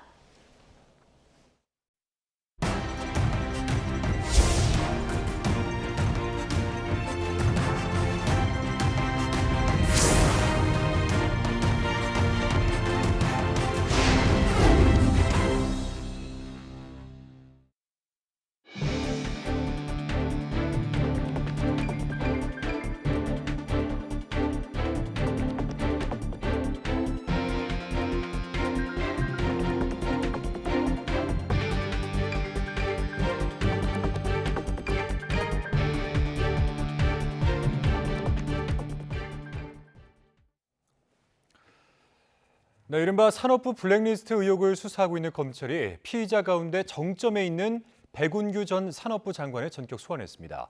산하 기관장들의 사표 제출을 종용하는 과정에서 윗선이 개입했는지 등을 집중적으로 추궁한 것으로 알려진 가운데, 이번 수사가 결국 문재인 정부의 청와대로 향할지 관심이 집중되고 있습니다. 정인용 기자입니다. 검찰이 이른바 산업부 블랙리스트 의혹의 핵심 인물인 백운규 전 산업부 장관을 처음으로 불러 조사했습니다. 환경부 블랙리스트 사건 유죄 확정 판결 이후 검찰이 본격적으로 강제 수사에 착수한 지 2달여 만입니다. 백 전 장관은 문재인 정부 초기인 지난 2017년부터 이듬해 사이 임기가 남은 산업부 산하 기관장들에게 부당하게 사표를 내게 한 혐의를 받습니다. 검찰은 산하 기관장들에게 사표를 종용했는지와 함께 청와대와 사전 협의나 교감이 있었는지도 집중적으로 캐물은 거로 전해졌습니다. 백 전 장관은 앞서 검찰이 자신이 재직 중인 한양대 사무실과 자택을 압수수색할 당시 관련 혐의를 전면 부인하기도 했습니다. 지시받고 저렇게 움직이고 그러지 않고 항상 법과 규정을 저희들이 준수하면서 업무를 처리드렸다라는 말씀 드리고 싶습니다. 모든 것들이 잘 밝혀질 거라고 생각되고 있습니다. 네. 검찰은 이미 지난 3월부터 산업부와 산하기관 모두 14곳을 압수수색한 뒤 당시 임기를 남기고 사퇴한 산하기관장들을 잇따라 참고인으로 불러 조사해왔습니다. 이인호 전 차관 등 나머지 주요 피의자들에 대해서도 모두 소환 조사를 마쳤습니다. 이에 따라 백 전 장관 조사가 끝나는 대로 추가 조사 여부와 함께 구속영장을 청구하는 방안 등에 대해서도 검토할 것으로 보입니다. 앞서 환경부 블랙리스트 사건에선 부처 장관과 청와대 비서관이 유죄 확정 판결을 받은 가운데 비슷한 불법 관행을 겨냥한 이번 검찰 수사는 산업부를 넘어 어디까지 확대될지 주목됩니다. YTN 정인용입니다. 한동훈 법무부 장관의 명예를 훼손한 혐의로 재판에 넘겨졌던 유시민 전 노무현 재단 이사장이 1심에서 벌금형을 선고받았습니다. 재판부는 유 전 이사장이 허위 사실을 유포해서 한 장관이 정신적 고통을 겪었다고 판단했는데, 유 전 이사장은 항소할 예정입니다. 윤혜리 기자의 보도입니다. 유시민 전 노무현 재단 이사장은 지난 2019년 말 유튜브 방송을 통해 이런 말을 남겼습니다. 검찰이 이 법관이 발부한 계좌 추적 영장을 발부받아서 저희 개인 계좌와 노무현 재단 계좌를 다 들여다본 것 같아요. 자신이 조국 전 장관에 대한 검찰 수사를 비판했기 때문에 계좌 추적이 이뤄진 것 같다는 말도 덧붙였습니다. 사찰 주체로는 한동훈 법무부 장관이 이끌었던 대검찰청 반부패 강력부를 지목했습니다. 검찰은 즉각 반박했습니다. 노무현 재단과 유 전 이사장에 대한 계좌 추적을 한 사실이 없다며 악의적인 허위 주장을 중단하라고 목소리를 높였습니다. 이후 유 전 이사장은 보수단체에 의해 한 장관 명예를 훼손한 혐의로 고발당했고 이후 2년 동안의 긴 법정 다툼이 이어졌습니다. 유 전 이사장은 지난해 1월 노무현 재단 홈페이지에 글을 올려 자신이 제기한 의혹이 사실이 아니었다며 논리적 확증 편향에 빠졌었다고 공식 사과했습니다. 하지만 명예훼손 혐의는 계속 부인했는데 1심 법원의 판단은 달랐습니다. 유 전 이사장이 허위 사실을 유포해 왜곡된 여론 형성에 영향을 끼쳤고 한 장관이 수사권을 남용한 검사로 인식돼 상당한 정신적 고통을 받았다며 벌금 500만 원을 선고했습니다. 다만 유 전 이사장이 서가문을 올려 자신의 주장이 허위라고 인정했고 한 장관도 검사로서의 명예를 어느 정도 회복한 점을 인정한다고 판단했습니다. 이에 유 전 이사장은 항소 의지를 밝히면서 자신에게 먼저 사과해야 할 사람은 한동훈 장관이라고 주장했습니다. 한동훈 씨가 저한테 먼저 사과를 해야 돼요. 사람이 최소한의 도의가 있다면 그 이동재 기자의 그 비윤리적인 취재 행위에 대해서 그렇게 방조하는 듯한 행동을 한 거에 대해서 한 장관이 유 전 이사장을 상대로 5억 원 상당의 손해배상 청구 소송도 진행하고 있는 만큼 이번 판결이 어떤 영향을 미칠지 주목됩니다. YTN 윤혜리입니다. 국민의힘 성일종 정책위 의장이 공식 석상에서 임대주택에는 못 사는 사람들이 많아 정신질환자가 나온다고 말해서 논란이 일고 있습니다. 서둘러 사과하며 진화에 나섰지만 비판이 이어지고 있습니다. 백종규 기자의 보도입니다. 논란이 불거진 성일종 정책위 의장의 발언은 국민의힘 서울시당 6.1 지방선거 당선자들이 한자리에 모인 특강 자리에서 나왔습니다. 민주당 임대주택 정책의 실책을 지적하면서 임대주택 거주자와 정신질환자를 연결짓는 말을 한 겁니다. 여기 또 못 사는 사람들이 많습니다. 임대주택에. 그래서 정신질환자들이 나옵니다. 이거 방치할 수 없습니다. 사회 문제가 됩니다. 한 발 더 나아가 문제 있는 사람은 상담과 함께 격리 등의 조치를 미리 해야 한다고 강조했습니다. 동네 주치의 제도를 운영하든지 해서 자연스럽게 돌면서 문제가 있는 사람 상담도 하고 그분들을 격리하든지 여러 조치를 사전적으로 하지 않으면 국가가 책임을 다했다고 볼 수 없습니다. 이 같은 발언 내용이 알려지면서 비판이 잇따랐습니다. 임대주택 거주자에 대한 편견을 조장하고 비하하는 것으로 받아들일 수 있기 때문입니다. 논란이 확산하자 성 의장은 2시간 만에 공식 입장문까지 내고 고개를 숙였습니다. 임대주택 거주자들이 느꼈을 상심과 불편함에 대해 사과한다면서 발언의 취지는 열악한 거주 환경에 따른 스트레스를 국가가 책임져야 한다는 거였다고 해명했습니다. 하지만 민주당은 즉각 공세에 나섰습니다. 국민에게 얼마나 많은 편견을 갖고 있길래 이런 막말이 서슴없이 나오는지 기가 막힌다며 맹공을 퍼부었습니다. 서민층의 정신질환 발생 빈도가 높다는 것도 도대체 무슨 의학적 근거를 가지고 하는 말입니까? 여당이 된 국민의힘에게 국민이 보이지 않는 것 같습니다. 정의당 역시 못 사는 사람들이 정신장애를 겪을 가능성이 크다는 편견을 담은 발언이라며 비판에 가세했습니다. 성일종 정책위 의장은 국민의힘의 정책을 주도하는 여당 지도부 인사인 만큼 실언을 둘러싼 논란이 쉽게 가라앉지는 않을 것으로 보입니다. YTN 백종규입니다. 네, 지난 4월 이른바 검수완박 법안 강행 처리 당시 민주당을 탈당해서 무소속 의원 자격으로 법사위 안건조정위원회에 참여했던 현 무소속의 민영배 의원. 자, 2달이 지나고 다시 복당 의지를 내비치고 있지만 이를 둘러싼 진실 공방부터 여권의 공세까지 이 위장 탈당 논란이 다시 불붙기 시작했습니다. 먼저 복당 의사를 밝힌 민영배 의원의 인터뷰 듣고 오겠습니다. 당에 복당할 계획이십니까? 복당해야죠. 그런데 아직 당에서 복당을 하라고 요청이 들어오지 않아서 기다리고 있는 중입니다. 복당 신청을 하신 겁니까, 그러면? 지금 신청돼 있는 건 아니고요. 네. 그 당에서 요청이 있으면 하겠다고. 왜냐하면 저희들이 되게 1년이 지나야 복당을 할 수가 있거든요.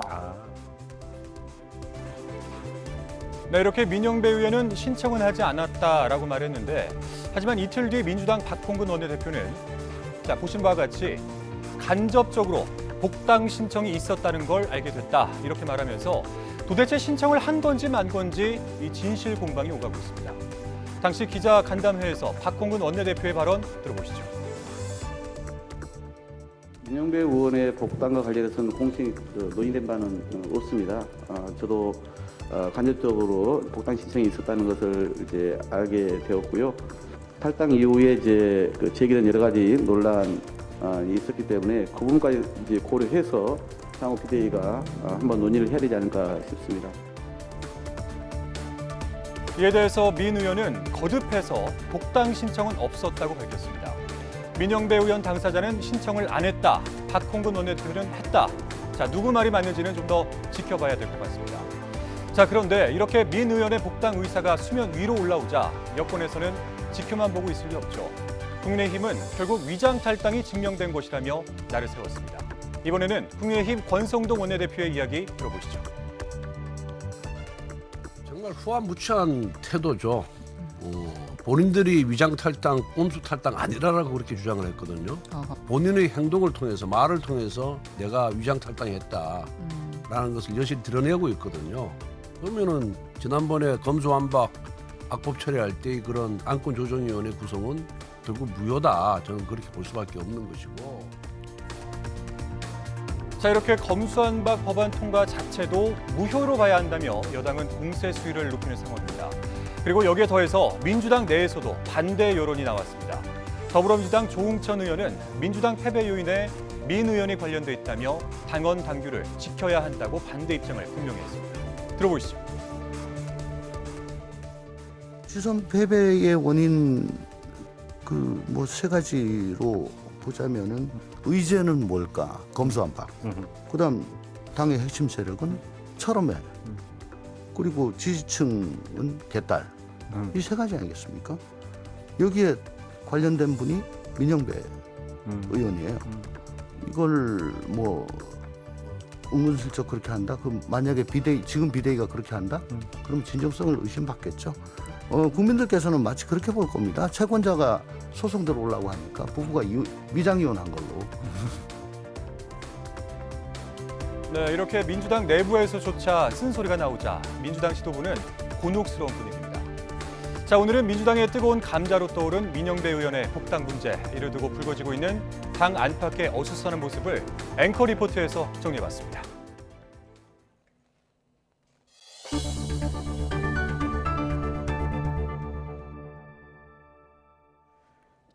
34년 동안 전국 노래자랑을 진행한 원조 국민 MC 고 송혜 선생님의 장례가 이어지면서 추모 물결도 계속되고 있습니다. 사람들은 고인의 발자취가 묻어있는 거리와 그의 이름을 딴 기념관을 찾아 깊이 애도했습니다. 정현우 기자입니다. 서울 종로구 낙원상가 앞 송혜길. 인자한 미소를 띤 고 송혜 씨의 동상이 눈에 들어옵니다. 고인이 세상을 떠난 이후 동상 주변엔 근조 화환이 늘어섰고 국화꽃도 수북하게 놓였습니다. 이곳을 찾은 사람들은 저마다 고인에 대한 기억을 떠올립니다. 구리에서 3번을 하셨거든요. 전국노래자랑을 3번 다 참석했었지요. 아주 좀 굉장히 열성적이시고 친절하셨어요. 낙원동 개인 사무실을 수십 년간 오갔던 고인의 발걸음이 닿지 않은 상점을 찾기가 오히려 힘들었습니다. 고인의 굳긴 소식에 주변 상인들도 황망하긴 마찬가지입니다.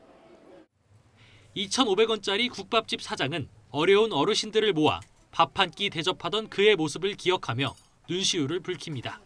노인분들, 기초생활 수급하시는 분들, 이런 분들 모여가지고 같이 식당마다 돌면서 여러 군데 돌면서 식사를 많이 하셨어요.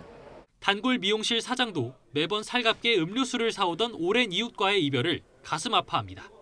바카스 사가지고 고생들 한다고 하나씩 이렇게 나눠주고 그러셨어요. 돌아가셨다는 얘기에 좀 마음이 좀 씁쓸하네요. 꺼져가는 것 같아요. 지난해 말 문을 연 송혜 기념관에도 추모 행렬이 이어졌습니다. 세계 최장수 프로그램을 진행해온 고인을 기억하려 일부러 찾은 사람이 많습니다.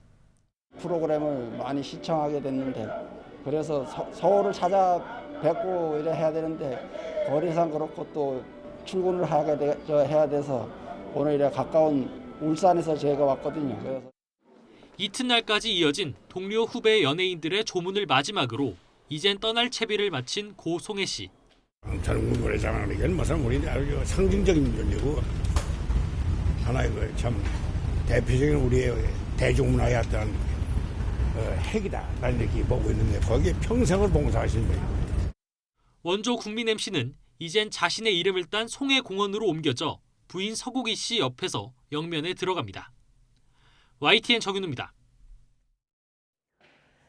충남 천안에서 차를 훔쳐 달아난 10대 청소년 3명이 수십 킬로미터가 떨어진 당진에서 경찰과 추격전을 벌이다가 붙잡혔습니다.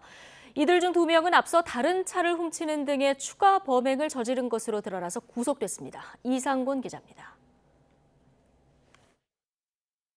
순찰차가 도로가에 멈춰 있는 검은색 차를 발견하고 앞을 막아섭니다. 경찰관이 차에서 내려 다가가자 이승용 차는 갑자기 옆으로 빠져 달아납니다. 경찰의 추격에도 중앙선을 넘나들고 심하게 좌우로 휘청거리며 난폭운전을 서슴지 않습니다. 마트 주차장에서는 지나가던 행인이 돌진하는 차를 발견하고 깜짝 놀라 피합니다.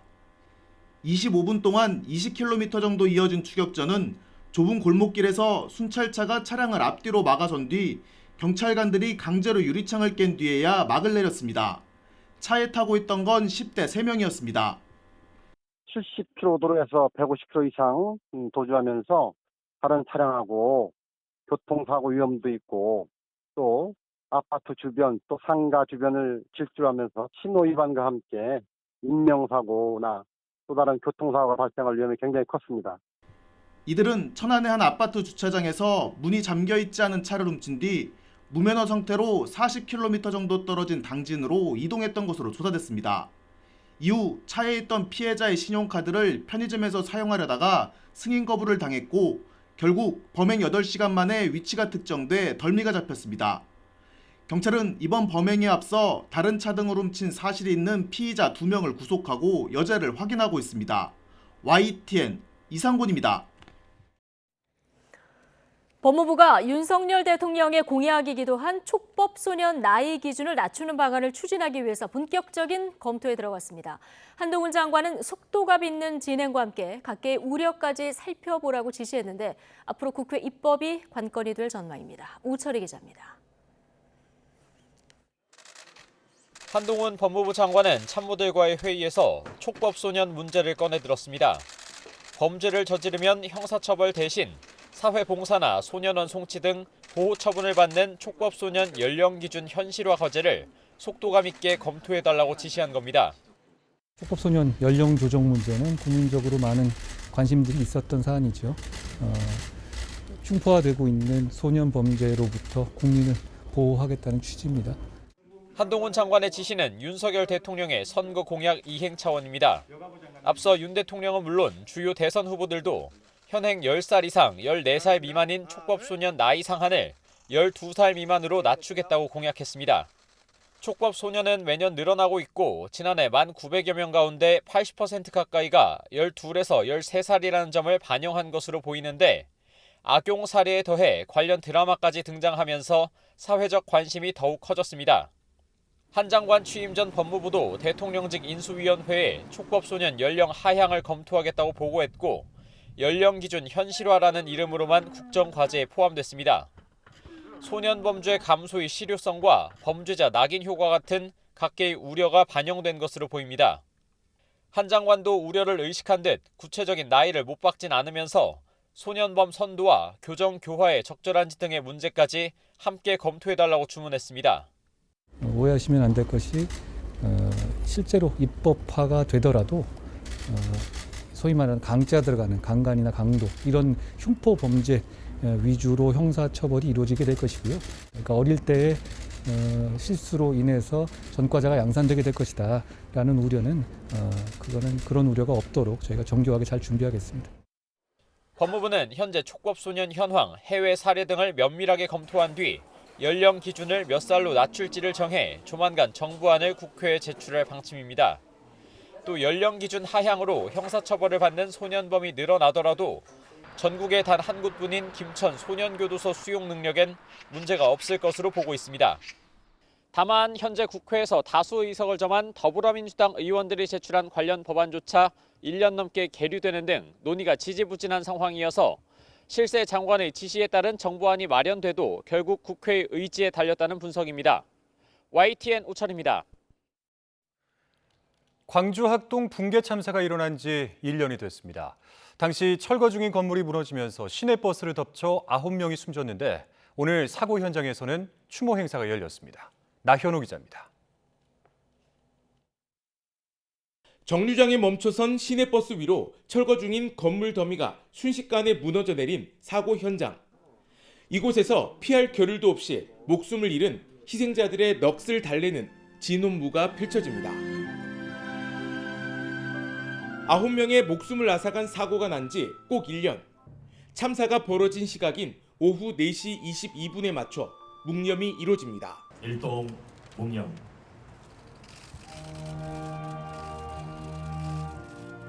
꿈 많던 고등학생, 병원에 입원한 어머니를 만나러 가던 딸. 악몽에서라도 좋으니 딱 한 번만이라도 만나보고 싶지만 다시 볼 수 없다는 현실이 야속하기만 합니다. 참사가 발생하고 1년이 되도록 죄인된 마음과 울분은 여전히 그대로입니다. 아직까지 차마 떼어내지 못한 어머니의 영정사진 아래 쭈그려 앉아 고인들을 위한 추모사를 쓰고 있자니 기가 막히고 억장이 무너집니다. 1년이 지났지만 그 원통함은 커져만 갑니다.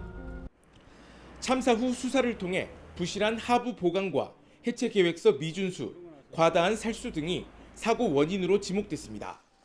공사 관계자들과 업체 3곳에 대한 1심 재판이 이뤄지고 있지만 서로에게 책임을 떠넘기며 공방을 이어가는 것으로 알려졌습니다. 정부의 공식 발표마저 부정하려고 하는 태도로 일관했습니다. 그래서 반성하지 않는 그 현산의 태도가 재판장에서 그대로 드러났거든요. 이러한 요인들 때문에 지금 재판이 좀 늦어졌고요. 오는 13일로 예정된 재판에는 마지막 증인신문과 함께 최후 변론, 피고인들에 대한 검찰의 구형이 이뤄질 것으로 전망됩니다.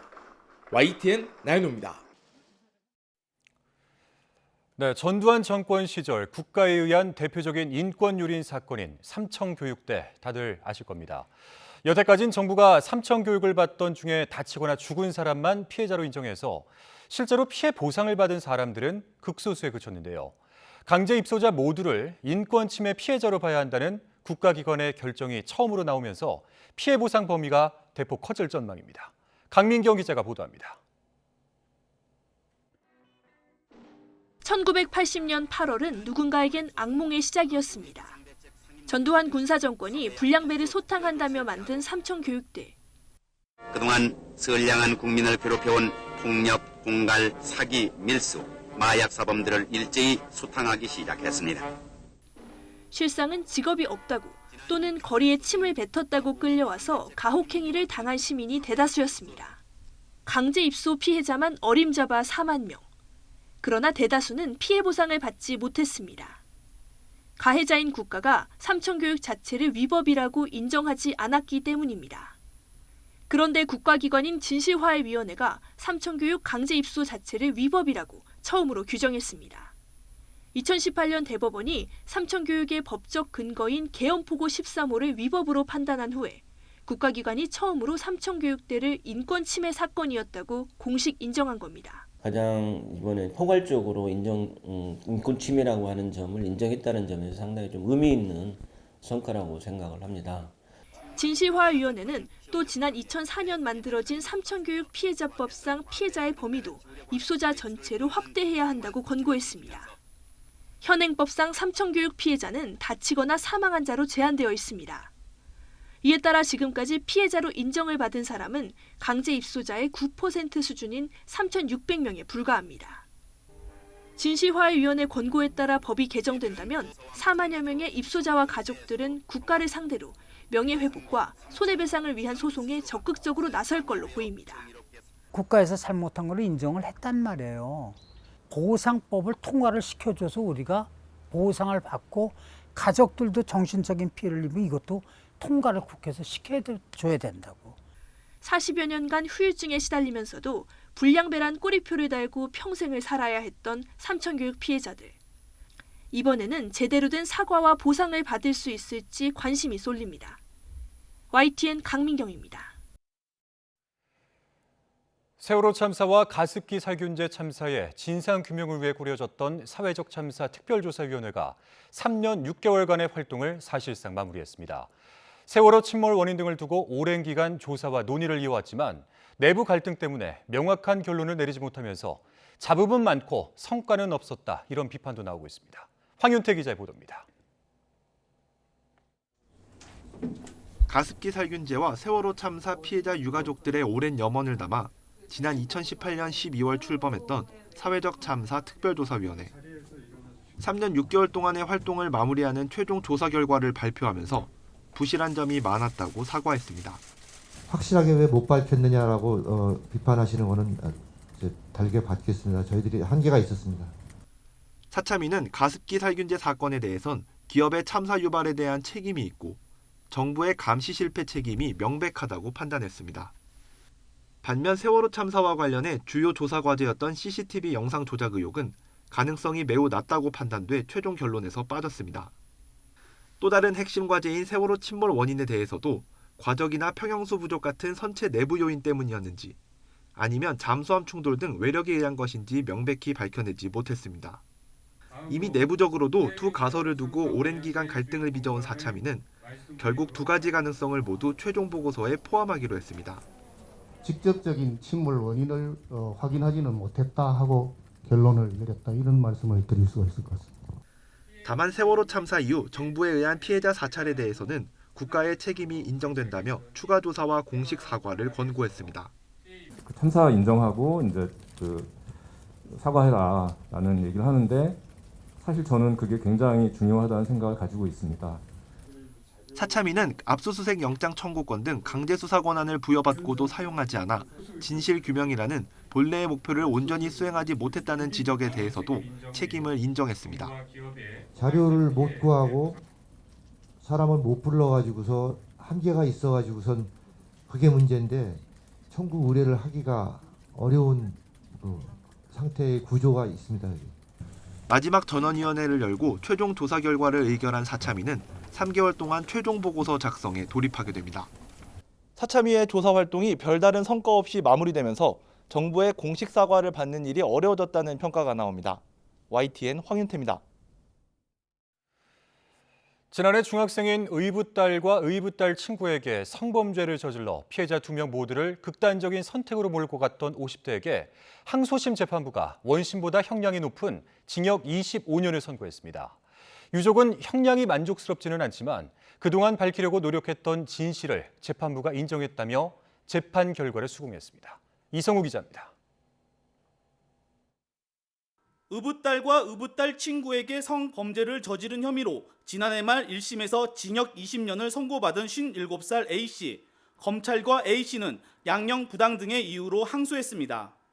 대전 고등법원 청주재판부는 A씨에게 아동학대 범죄의 처벌 등에 관한 특례법 위반 등의 혐의로 징역 20년을 선고한 원심을 파기하고 징역 25년을 선고했습니다.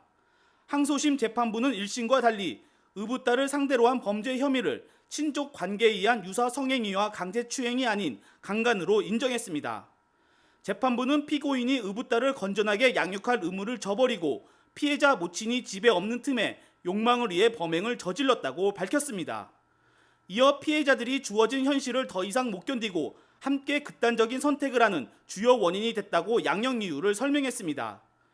피해 여중생 유족은 항소심 재판 결과에 대해 형량이 만족스럽지는 않지만 그동안 제기했던 A씨의 혐의를 재판부가 인정한 점은 다행이라고 밝혔습니다. 무기징역을 처해달라고 계속 탄원서를 냈었는데 사실 그거에 무기징역은 안 나오고 현재 25년은 나왔는데 사실 두 아이가 밝히고 있던 진실은 판사님이 다 직시하셨으니까 그것만으로 만족합니다. A씨는 지난해 초 자신의 의붓딸과 딸의 친구를 상대로 성범죄를 저지르거나 학대한 혐의로 재판에 넘겨졌습니다. 피해 여중생 2명은 피해를 호소하다가 지난해 5월 12일 청주시 우창읍의 한 아파트에서 극단적 성택으로 생을 마감했습니다. 피해 여중생 유족은 대법원 상고 여부와 관련해 검찰 측의 판단에 맡길 계획입니다. YTN 이성우입니다. 대학원생 제자를 추행한 혐의로 기소됐던 전직 서울대 교수가 2년여 만에 열린 국민참여재판에서 무죄를 선고받았습니다. 일부 행동에는 문제가 있었지만 처벌할 정도로 죄가 증명되진 않았다는 건데 피해자는 여전히 높은 법원 문턱 앞에 자신이 거짓말쟁이로 몰렸다고 호소하고 있습니다. 나혜인 기자입니다. 3년 전 서울대 학내를 뜨겁게 달궜던 서서문학과 교수 A씨의 성추행 의혹 사건. 해외 학회 동행길에 몸을 만지고 억지로 팔짱을 끼게 했다는 대학원생의 폭로에 학생들의 단식 농성과 동맹 휴업이 잇따랐습니다. 가해 교수 파면으로 학생 인권 지켜내자. A씨는 학교 자체 조사 끝에 해임됐지만 법정에서 결백하다는 주장을 이어갔습니다. 공소 사실처럼 3차례 신체 접촉이 있었던 건 맞지만 그게 정말 수치심을 일으키는 추행이었는지 시민 판단을 받아보겠다며 국민참여재판을 요청했습니다. 뚜렷한 물증이 없는 성범죄 사건의 특성은 A씨에게 상대적으로 유리했습니다. 피해자의 진술을 토씨 하나하나 짚어가며 일관성이 없다고 지적했고 스페인 언어와 문화를 배우다 보니 교수와 학생 사이 신체 접촉이 비교적 자유로운 분위기였다는 주장도 했습니다. 성추행 피해를 봤다면 피해자가 왜 바닷가에서 웃으며 사진을 찍느냐고, 왜 2년이 지나서야 고소했느냐고 묻기도 했습니다.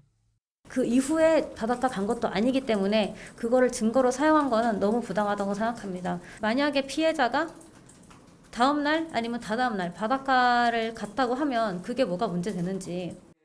피해자도 배심원들을 설득하고자 사건 당시 입었던 것과 최대한 비슷한 옷을 찾아 입고 증언대에 섰습니다.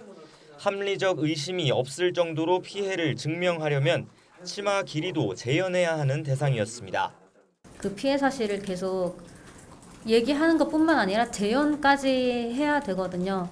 안 흐려지게끔 계속 생각을 하고 있는 것 자체도 너무 힘들고. 하지만 이틀 동안 심리 끝에 배심원 7명은 만장일치로 A씨의 손을 들어줬습니다.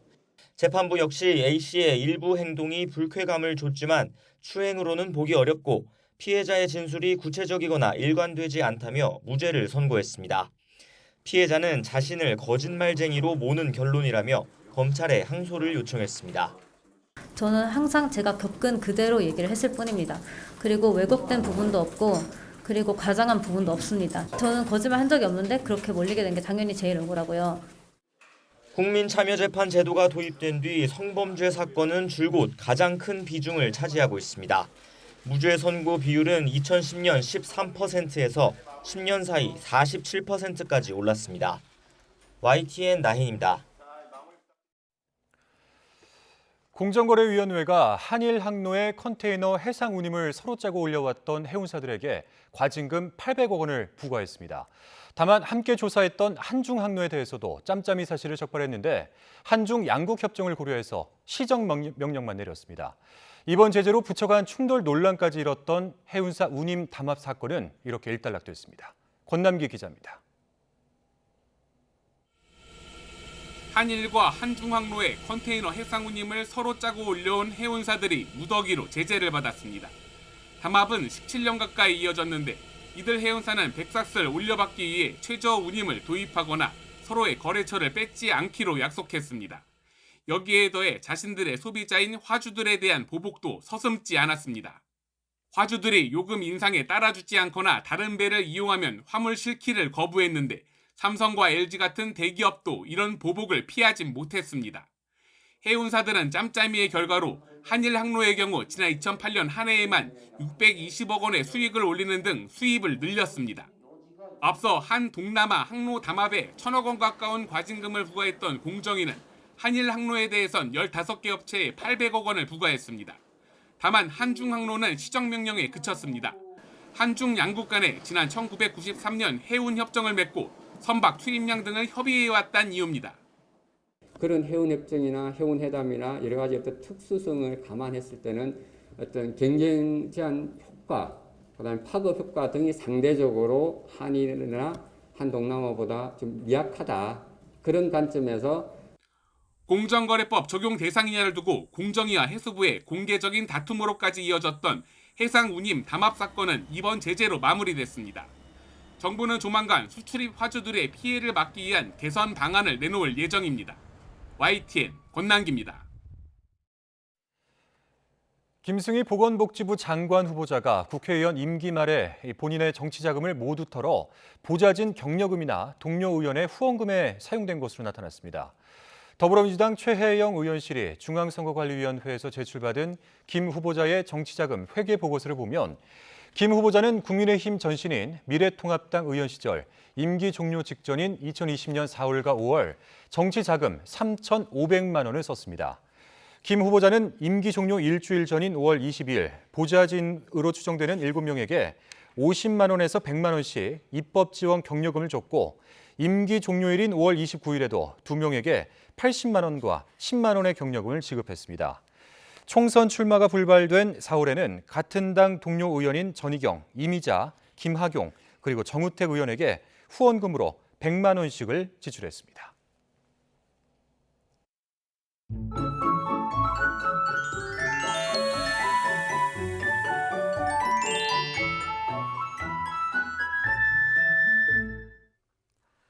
오늘도 여름보다는 봄에 가까운 날씨였습니다. 대체로 예년 기온을 밑돌았고 특히 수도권을 비롯한 중북부 지방은 한낮에도 선선하게 느껴졌는데 내일은 서울 낮 기온이 29도까지 오르는 등 다시 기온이 크게 오르며 날이 더워지겠습니다. 또 맑은 하늘이 함께하면서 자외선 지수가 높음에서 매우 높음 수준까지 오르겠고 대부분 지역의 오존 농도도 짙게 나타나겠습니다. 외출하시는 분들은 자외선 차단제 꼼꼼히 바르고 오존 생성이 활발한 차도에서 멀리 떨어져서 이동하시기 바랍니다. 내일 대체로 맑지만 강원 산간에는 오후 한때 소나기가 쏟아지겠습니다.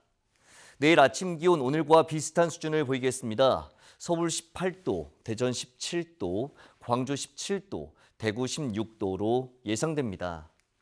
낮 기온은 오늘보다 1도에서 5도가량 높겠습니다. 서울 29도, 대전 30도, 광주 28도, 대구 29도로 예상됩니다.